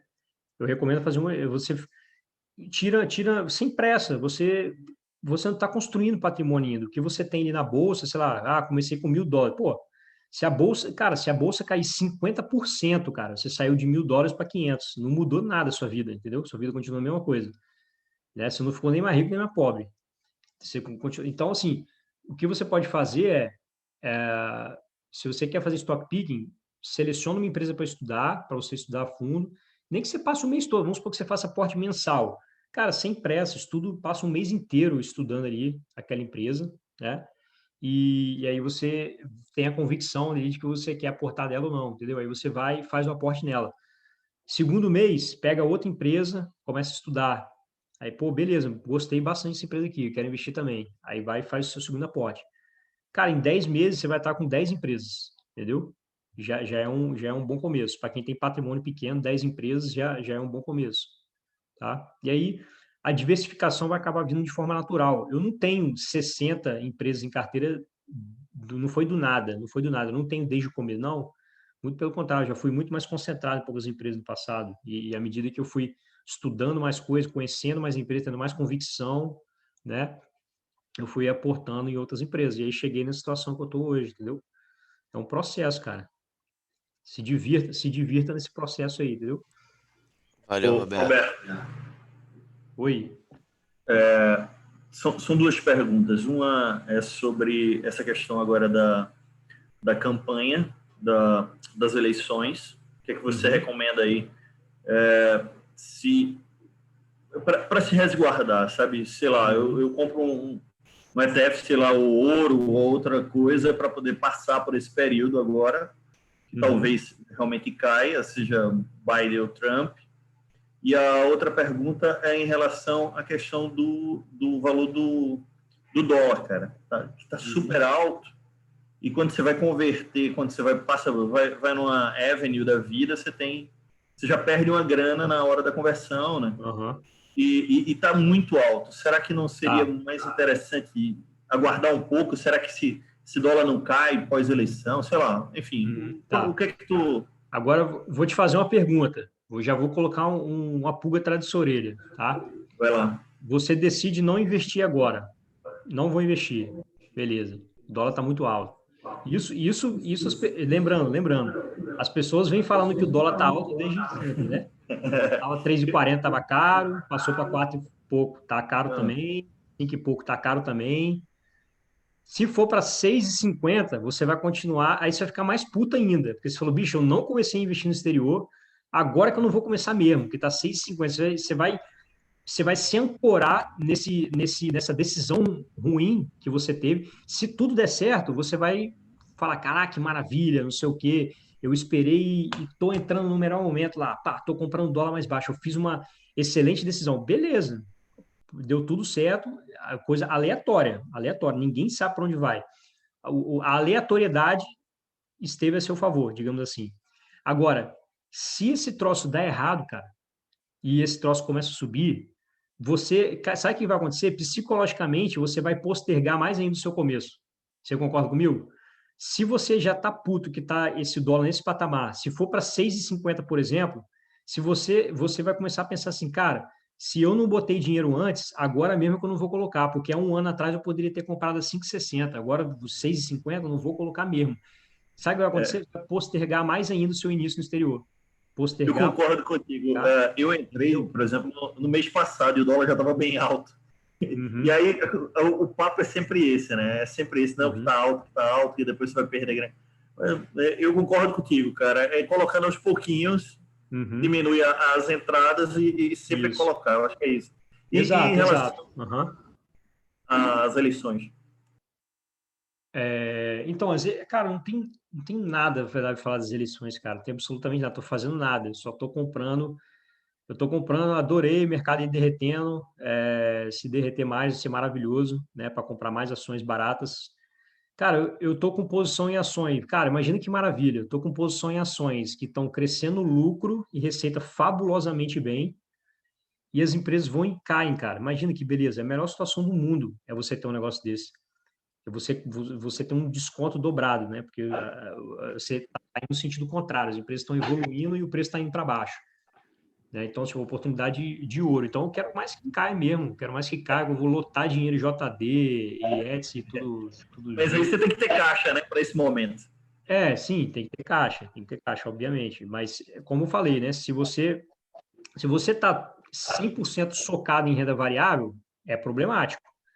Agora, se você tem... eu vou dar um exemplo para você. Vou dar um exemplo, tá? Nesse coronavírus, você acha que a grande maioria das ações caiu, não foi? Eu não sei qual é o percentual, não cheguei a ver qual é o percentual, mas eu imagino que pelo menos 90% das ações caíram, né? Pelo menos 90% das ações caíram. Mas, cara, o meu portfólio estava tão bem diversificado que eu consegui fazer caixa com minhas próprias ações, tanto no Brasil quanto no exterior, tá? Então, eu vou dar um exemplo aqui de uma empresa que é a ZTO Express, lá da China, né? Que é de logística, o Alibaba é acionista e tal. Ela já estava precificada legal, já estava num preço bacana, né? Não via mais muito upside nela. Sabe o que aconteceu com ela, cara? Ela não se mexeu, muito pelo contrário, acho que ela até valorizou no coronavírus, né? Porque começou esse negócio de loucura de e-commerce e não sei o quê, e ela como uma empresa de logística, né? Ela presta muito serviço para empresa de e-commerce, inclusive para a Alibaba, né? Que a Alibaba é acionista dela. Cara, eu peguei o que eu fiz, cara, eu vou vender essa ação aqui. Pô, vendi, mandei para a Vala, usei como caixa, e fora mais o caixa que eu consegui, que eu tinha com o meu trabalho, não sei o quê, e fui fazendo aportes, né? E aí a empresa tá lá valendo praticamente a mesma coisa, né? Do que eu... Ela poderia ter valorizado? Poderia, mas as chances que eu tinha ali eram muito mais a favor, as ações tinham caído muito e tinha mantido o fundamento, digamos assim, né? Então, assim, mas se você fizer o que eu falei, se você tiver um portfólio minimamente bem diversificado, você consegue fazer caixa de outras coisas, de repente, né? Pode ser até que os outros ativos caiam também, mas vai cair menos do que as ações. Aí você troca uma coisa pela outra, né? Se você não tiver muito caixa na hora, se você não tiver muito caixa para investir, você pode arruma caixa do seu próprio portfólio, dá um jeito ali, entendeu? Mas eu não tenho nada que falar das eleições. Não tenho, eu não curto esse negócio de adivinhar para onde o mercado vai. E é a mesma coisa do dólar. É a mesma coisa. Porque imagina o quanto você vai ficar puto se você tiver um caixa robusto. Cara, vou fazer caixa aqui, vou dar uma de Warren Buffett, vou querer seguir o Warren Buffett, vou fazer caixa até dizer chega.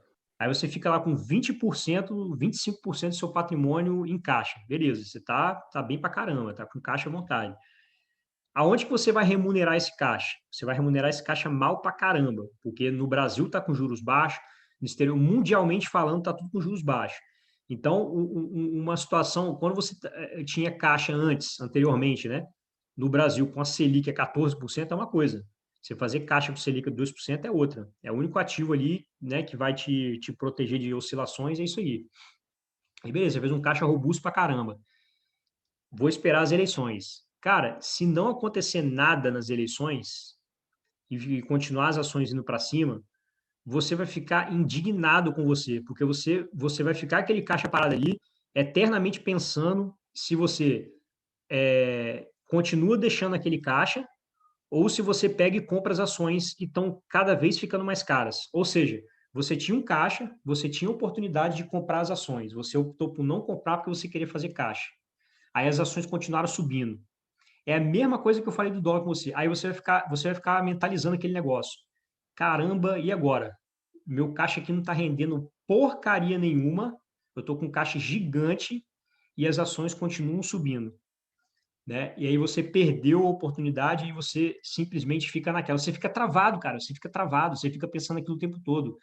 Não vou deixar meu caixa aqui porque uma hora vai corrigir e aí não sei o quê. E aí, enquanto isso, ó, o negócio só vai indo para cima. Porque bolsa de valores é para cima no longo prazo, entendeu?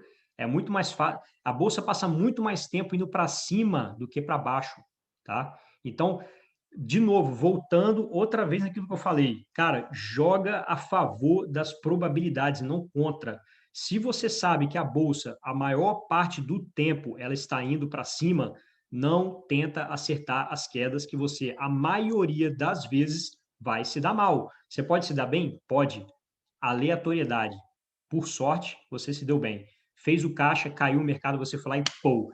Na próxima vez, sabe o que você vai fazer? De novo, vai tentar fazer a mesma coisa. Todas as vezes você vai tentar fazer a mesma coisa. Até que você vai chegar um dia, você vai chegar à conclusão que não valeu a pena, porque você muito mais errou do que acertou. E aí você vai ter percebido que você perdeu várias oportunidades interessantes ao longo desse caminho. Você entendeu o que eu estou falando? Compreendeu? Roberto, boa noite. Oi. Ô, Roberto, só pegando o gancho aí nessa pergunta do colega, e eu queria saber duas coisas. Você falou sobre a eleição, né? E se essa informação aí de segunda onda de Covid, a Alemanha fechando e tal, se isso, eu imagino que isso também não afeta a tua estratégia, mas eu gostaria de saber se você tem alguma coisa, alguma estratégia pontual em função dessa informação, né? Se você investe mais no momento numa ação mais defensiva ou não. E a outra pergunta é o seguinte: você falou do dólar, né? Essa questão que você falou do dólar aí, que pode ser que ele continue subindo, né? E aí a gente perca oportunidade. Eu, por exemplo, eu só tenho investimento aqui no Brasil. Eu pretendo começar a investir fora, né? Foi até por isso que eu entrei na tua mentoria. Mas a minha pergunta é o seguinte: quando eu olho as ações que você comenta mais lá no grupo, NIO, JD, elas estão no preço máximo histórico delas, a maioria, né? E aí essa é a pergunta, mesmo que tenha a questão do risco do dólar, mas nós, digamos assim, para quem quer começar a investir fora nesse momento, nessas empresas que estão com preço alto, você acha que isso digamos assim, elas ainda têm espaço? Qual que é a tua opinião em relação ao preço das ações para quem quer começar agora, entendeu? Então, cara, para mim tem que começar. Não importa, porque olha só, você tá ligado no preço, você não está ligado no valor das ações, você está ligado no preço. Você simplesmente está pegando e falando, essa ação está no all-time highs, né? Que fala, né? O maior valor histórico. Então, você está se ancorando no preço, porque você olha para o histórico do preço, né? E vê que essa ação está valendo 200, 300, 400% mais do que ela estava valendo anteriormente. Aí você não colocou na ponta do lápis que preço segue lucro, certo? Porque se as empresas estão crescendo, o lucro e receita é natural que elas vão valer mais. Segundo ponto, algumas empresas estavam extremamente desvalorizadas e aí com essa alta que teve, elas ficaram. Aí depende de cada situação. Algumas podem ter ficado um pouco exagerado, algumas simplesmente saíram de um patamar muito descontado para um patamar razoável, mas ainda assim próximo ao preço justo, o que não significa que ela está cara. Vai existir N situações, entendeu? Aí você tem que analisar caso a caso para ver qual empresa que vale a pena fazer aportes. Como eu falei com vocês, dei o exemplo da JD. Na minha opinião, JD não está nem no começo do caminho dela. O que ela valorizou aí, ela estava ultra mega power subvalorizada. Ela passou de um valor de ultra mega power desvalorizada para desvalorizada, apenas desvalorizada. Ela ainda está muito desvalorizada, entendeu? O que deveria valer ela. Então, tipo assim, você vai deixar de investir, então, só porque a ação valorizou 200 e pouco por cento? Só, entendeu? Então, você tá simplesmente se agarrando ao preço, você está se ancorando ao preço passado para dizer que o mercado está caro. Depende, né? Eu já fiz um vídeo, inclusive, falando para vocês que o preço-lucro histórico do SP500 está no patamar máximo histórico, assim como se você pegar também o indicador de Warren Buffett, né, que é o valor de mercado das empresas dividido pelo PIB dos Estados Unidos, também está no patamar máximo. Aí eu lembrei a vocês o seguinte, ó, cuidado com essa comparação, porque o passado dos Estados Unidos vivia com taxas de juros maiores. Hoje em dia, a gente tem taxa de juros praticamente a zero. Isso faz com que o custo de capital das empresas diminua bastante, ainda mais o corte de impostos que o Trump fez, né, que também ajuda para impulsionar os lucros das empresas. Então, a situação hoje é diferente da situação passada. Por isso que a gente tem níveis elevados de múltiplos, né? Porque as empresas simplesmente têm o custo de capital menor e isso eleva o valuation. Não estou dizendo que o mercado está barato, muito pelo contrário, não acho que o mercado está barato, mas ainda tem oportunidade. Aí volto a dizer, se tem oportunidades, por que você não continua investindo? Se tem oportunidades. Porque você acha que o mercado está caro, aí o mercado vai, não corrige, é a mesma coisa que eu acabei de falar com um cara ali que falou que né, o amigo aí que falou que estava pensando em fazer caixa por causa das eleições, é a mesma coisa. Aí você vai, acha que não vale a pena, posterga essa entrada no mercado acionário, ou porque você acha que o preço das ações estão caro, ou porque você acha que o dólar está alto, ou por isso ou por aquilo, e aí vai subindo, as ações vão subindo. E aí, o que você vai fazer? Uma hora você vai acabar desistindo. Você fala, cara, não aguento mais esperar. Eu vou entrar nesse mercado. Aí você entra comprando muito mais caro do que você estivesse comprando lá no passado. Ó, esse gráfico que eu abri propositalmente, cara, eu quero mostrar para vocês. Olha só. Olha isso aqui, cara. Isso aqui, você comprar ações, você viver comprando. E quando você atua globalmente, você tem oportunidades o tempo inteiro. Não tem como você atuar globalmente e chegar a algum momento que vai esgotar as oportunidades. Não tem como, cara. Sempre vai ter oportunidade. São muitas empresas boas para se investir, né? Então, o que você tem que fazer é evitar aquelas empresas que você já acham que está cara demais, de repente até realizar algum pouco de... Igual, por exemplo, a NIL, nesse meio tempo aí que ela saiu de $1 e pouco para 30, já passou de $30 hoje, né? Ela, né? Passou de $30. Daqui a pouco ela vai ter valorizado, né, mais de 30 vezes. Nesse meio tempo, eu já realizei uma parte do lucro. Então, eu diminuí. Se eu não tivesse realizado nada, provavelmente a NIL valorizou tanto em relação às outras ações que ela já estaria tomando uma fatia gigante do meu portfólio. E aí, o que eu fiz? Pô, eu vou reduzir o meu risco. Eu não quero que isso aconteça. Eu não quero ficar exposto muito a uma empresa, né, que ainda não gera lucro, né, que tem um grande potencial, mas ainda não gera lucro. Ela subiu muito e, né, já pode estar, assim, fugindo da realidade. Acredito que já fugiu da realidade, assim como acho que a Tesla também já fugiu um pouco da realidade. Então, o que eu vou fazer? Eu simplesmente vou evitar fazer aporte nelas. Não significa que você tem que vender as ações e realizar o lucro todo. Se a sua tese está bem embasada, lembra da frase do Phil Fisher, né? O Philip Fisher. Se você comprou uma ação pelo preço certo, né, uma boa empresa pelo preço certo, provavelmente você nunca mais vai se preocupar em precisar vender, né? Então ali você passa só a gerenciar o risco. Foi isso que eu fiz. Eu quero manter posição nessas empresas, que eu acho que no longo prazo vão continuar entregando um resultado bom, mas ao mesmo tempo diminuir a exposição, né? Porque quando eu começo a achar que já saiu do patamar lógico, digamos assim, é óbvio que eu vou diminuir, esse risco de precificação da minha carteira, entendeu? Eu não sou maluco, né? Então, assim, o que acontece? Eu peguei esse gráfico aqui justamente para mostrar para vocês, cara.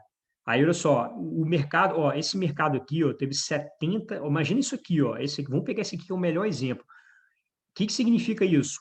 O SP500 teve uma alta, tá? Óbvio que não é uma alta direto, né? Teve algumas correções aqui de menos. Aqui está mostrando só os bear market. O que significa isso?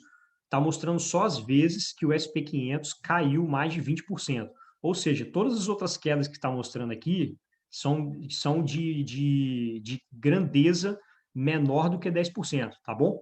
Ou seja, não é muito significativo a bolsa cair, né, 10, 15%, não é tão significativo assim, concorda? Aí, beleza. Aí você vem aqui, ó, pá, a bolsa deu uma esticada maneira, chegou aqui. Aí você vem e fala, caraca, as ações esticaram muito, cara, não é possível. Eu não vou entrar não, vou entrar nessa, já tá. Aí ela vai e continua subindo. Pá, pá, pá, subiu. Aí já tá uns 100 meses, cara, 100 meses de alta, imagina, 100 meses de alta. Aí você fala, cara, não é possível, bicho, 100 meses, cara, que 100 meses você tá sem bear market, 100 meses tem a bolsa cair 20% ou mais, não é possível que essa bolsa não vai cair. Aí depois ela dá uma subida mais vertiginosa ainda, vai lá, explode lá para cima. Chega aqui, ó, 147 meses depois ela subiu no total 587%. 147 meses, cara. Entendeu o que é isso?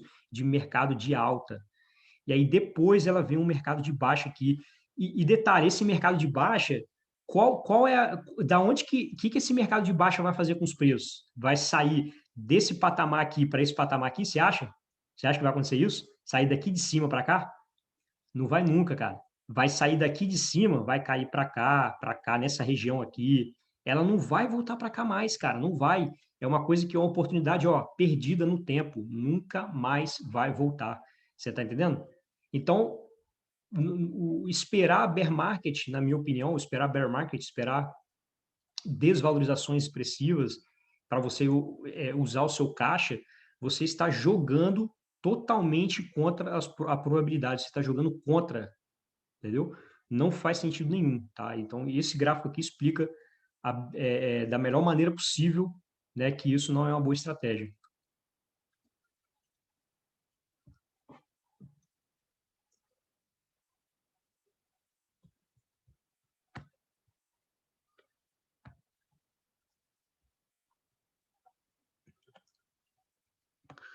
Deixa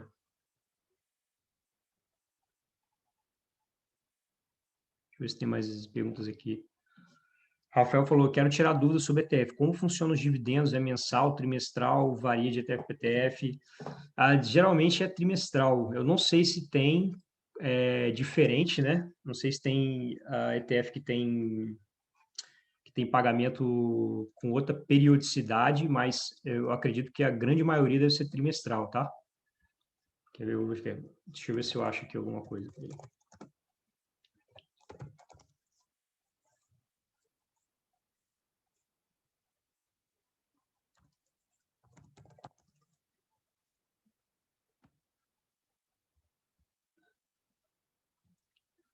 Parece que tem aqui, ó, 10 dividendos ETF aqui, ó. Pronto, achei já para você aqui, ó. Vou passar até o link para você, tá? Vou passar o link e vou deixar aqui para vocês aqui para você dar uma olhada depois.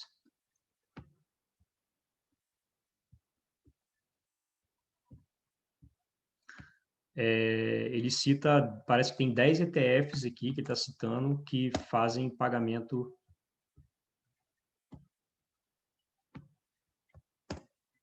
Fazem um pagamento mensal, tá? Tá aqui, ó. Esses todos aqui, ó. Aí depois você dá uma lida com calma e vê aqui se algum deles te agrada, tá bom? Deixei o link aí para você.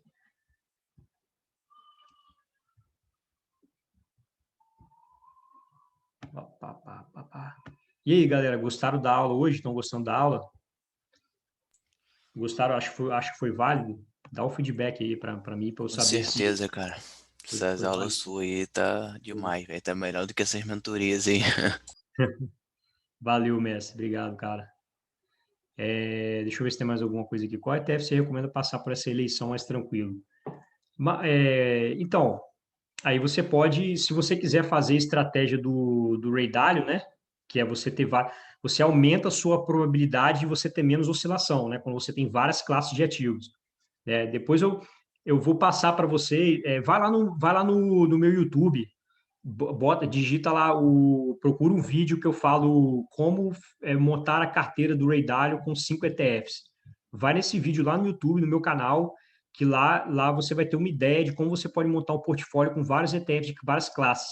Porque quando você tem várias classes, você aumenta a probabilidade de você, em alguma classe dela ali, você se dá bem, entendeu? Porque você joga a favor da aleatoriedade, né? Então, tipo assim, beleza, o mercado acionário corrigiu pra caramba por causa das eleições. Mas sei lá, vamos supor que o ouro disparou, o preço do ouro disparou e você se deu bem. Aí você pode pegar, realizar um pouco do lucro do ouro e passar e comprar ações mais baratas, entendeu? Mais ou menos essa seria a ideia. Então, para você passar, digamos, uma eleição mais tranquila, se você acha, né, que o mercado pode cair, você estar bem diversificado em várias classes de ativos, né? Beleza?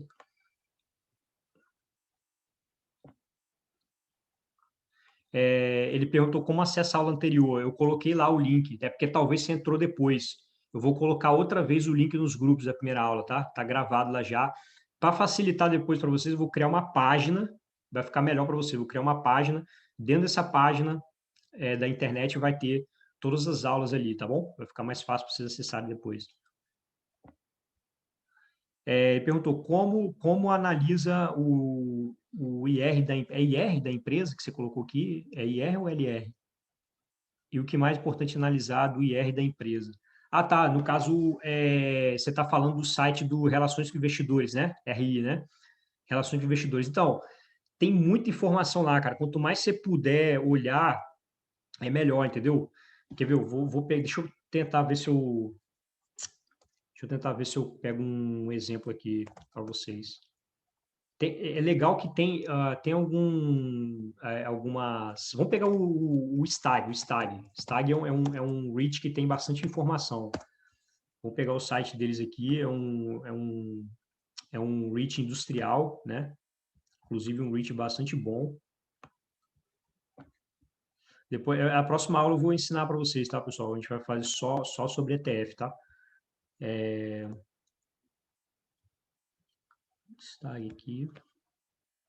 Não, ele está indo para o site do REIT. Eu quero o STAG mesmo, caramba.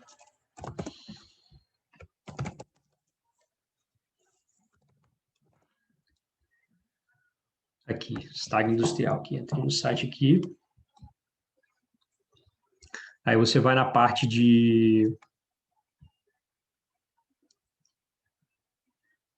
Aqui, tá vendo? Tem várias informações. Ó. Você pode ler os reports, né? Que são os relatórios. Tem uns relatórios anuais, os relatórios trimestrais e algumas informações. Toda vez que tem um fato relevante, eles colocam aqui. E aqui tem as apresentações de investidores. Isso aqui é muito legal. Tem várias empresas nos Estados Unidos que têm apresentação, porque eles fazem muita conferência, entendeu? O tempo todo com investidores, não sei o quê, e eles vão e colocam essas apresentações no site, é bem legal. Na empresa brasileira, dificilmente você vê isso. Você vê algumas empresas brasileiras fazendo isso, mas é muito pouco, muito pouco. A maioria só coloca o relatório trimestral lá e acabou.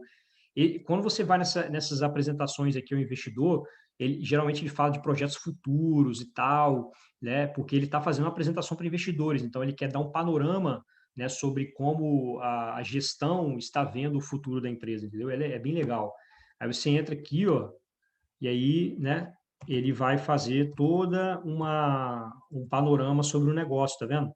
Aí ele fala que a Amazon se eu não me engano, a maior cliente, né? A Amazon é a maior cliente do STAG. Então, pô, você imagina, né? Se a Amazon, um crescimento excepcional que ela está tendo, vai acabar refletindo os resultados da STAG, né? Porque a Amazon cresce, os dois são parceiros e por aí vai, né? Aí ele vai mostrando aqui, tipo assim, a evolução da empresa desde o IPO, entendeu?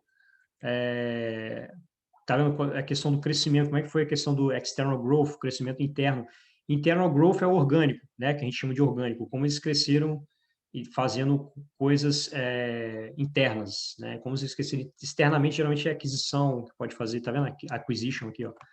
Aquisição de propriedades, né? Geralmente isso significa crescimento externo, né? Nesse sentido aqui. O CAPEX deles aqui, eles vão falando, né? Como é que foi, tal. E eles vão dando várias informações, ó, vão dando informações sobre os projetos futuros, cases de estudo, tá vendo? Case studies aqui, valor criado, né? Value creation. Bem legal essas apresentações aqui. Dá uma visão diferente dos relatórios, inclusive, entendeu? Os relatórios que são muito número e tal, uma coisa muito massiva. Isso aqui é muito mais limpinho, mais relaxante para você dar uma lida, muito mais limpo, né? Aí ele fala, tá vendo, da importância do crescimento do e-commerce para eles, né? Porque, olha só, 43% do portfólio da Stag vem da atividade de e-commerce, ou seja, se a atividade de e-commerce está muito bem, consequentemente isso vai refletir na Stag, né? E aí mostra aqui, né, o e-commerce, as vendas no e-commerce ampliando. Em 2012, o e-commerce do total de vendas que tinha no varejo americano representava apenas 5,2%, né, o e-commerce. Então, ou seja, 95% das compras nos Estados Unidos ainda era feita de forma física, na loja física, e só 5% e-commerce. Esse valor já ampliou, né? Já ampliou para 11% aqui em 2020. E acredito que vai ampliar ainda mais, né? Tem muita coisa para ampliar ainda. Eu acredito que, na minha opinião, dá para chegar tranquilamente aí no futuro a 50% das compras ser online, se não mais. Então, é um mercado que, para mim, vai crescer muito ainda, esse negócio de e-commerce. E aí ele mostra aqui como que está a exposição. Olha a exposição dele, olha, de Amazon, representa 2,5% da receita, cara. Você não vai ver nunca isso num FII brasileiro, num fundo de investimento imobiliário brasileiro, nunca. Primeiro que você não vai ver nenhum FII com a qualidade da Stag, né, com qualidade de tenants, né, que são os inquilinos, né, só inquilino top aqui. E olha a exposição, muito pequena, cara, 2,5%. O maior inquilino da empresa representa 2,5% da receita, cara. Qualquer um desses clientes que ela perder aqui não vai fazer praticamente diferença nenhuma de impacto na receita dela, entendeu? Qualquer desses clientes aqui que ela perder. Bem legal. Aí você lê essas coisas todas aqui e aí você se inteira um pouco melhor, entendeu? Aí, ó, os últimos clientes que ela fez parceria, né, que assinou o contrato com ela, ó, a Tesla está aqui, FedEx, Starbucks, né, só empresa top, ó, UPS, Kellogg's, só empresa top de linha. Beleza? É isso aí, galera. É esse tipo de informação, sim, muito bacana, né, que você encontra no site. E tem várias informações, aqui eu só mostrei um pouquinho, né? Tem várias coisas aqui, ó. As propriedades disponíveis, ele mostra aqui, né? Soluções para os consumidores, né? Customer Solutions, e aquisições, ele mostra aquisições aqui que teve, e por aí vai. Beleza?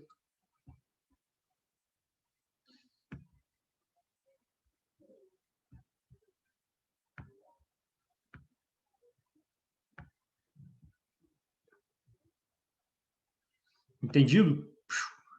E aí, fechou então, galera? Deve estar todo mundo cansado já, né? De tanta informação. Tô perguntando, vale a pena ficar com o portfólio 100% nos Estados Unidos? Eu analisei o REIT PLD de logística e fiquei impressionado. Então, você pode manter, cara. Não vejo problema você manter o portfólio 100% nos Estados Unidos. É uma economia muito... Tem gente que tem 100% no Brasil, cara. Você imagina isso? Tem gente que tem 100% no Brasil, né? Se o cara tem coragem de ser 100% no Brasil, imagina, é moleza ser 100% dos Estados Unidos, né? Moleza demais. Então, não vejo, cara, não vejo problema nenhum. Assim, eu acho que você poderia, se você se sentir confortável, faz o que você se sente confortável, entendeu? Eu gosto do mercado chinês também, por exemplo, mas nem todo mundo gosta. Tem gente que não gosta, porque por causa que o país ainda tem uma política meio maluca lá e tal. Fechou com chave de ouro, depois eu conheci seu canal, mal tenho tempo para outros. Pô, valeu, cara, valeu mesmo. Galera, se puder, dá um print na tela aí, alguma coisa, né? E compartilha lá nos stories, entendeu? Só para vocês dar esse feedback para a galera ver que, pô, a série Renda Passiva está sendo muito construtiva para vocês, entendeu? Isso é bacana para a gente ajudar a crescer o Escola da Fortuna, beleza? Fico muito agradecido se vocês puderem fazer isso por mim. É isso, galera. Fechamos, então. Espero que tenham gostado mais uma vez. Até a próxima. Então, na próxima aula, nós vamos falar só de REITs, beleza? Vamos ensinar os melhores sites para você avaliar REITs, né? Os pontos de atenção que você tem que ter, e como avaliar um REIT e por aí vai. Tranquilo? Show de bola. Valeu, galera. Boa noite aí para vocês. Até a próxima.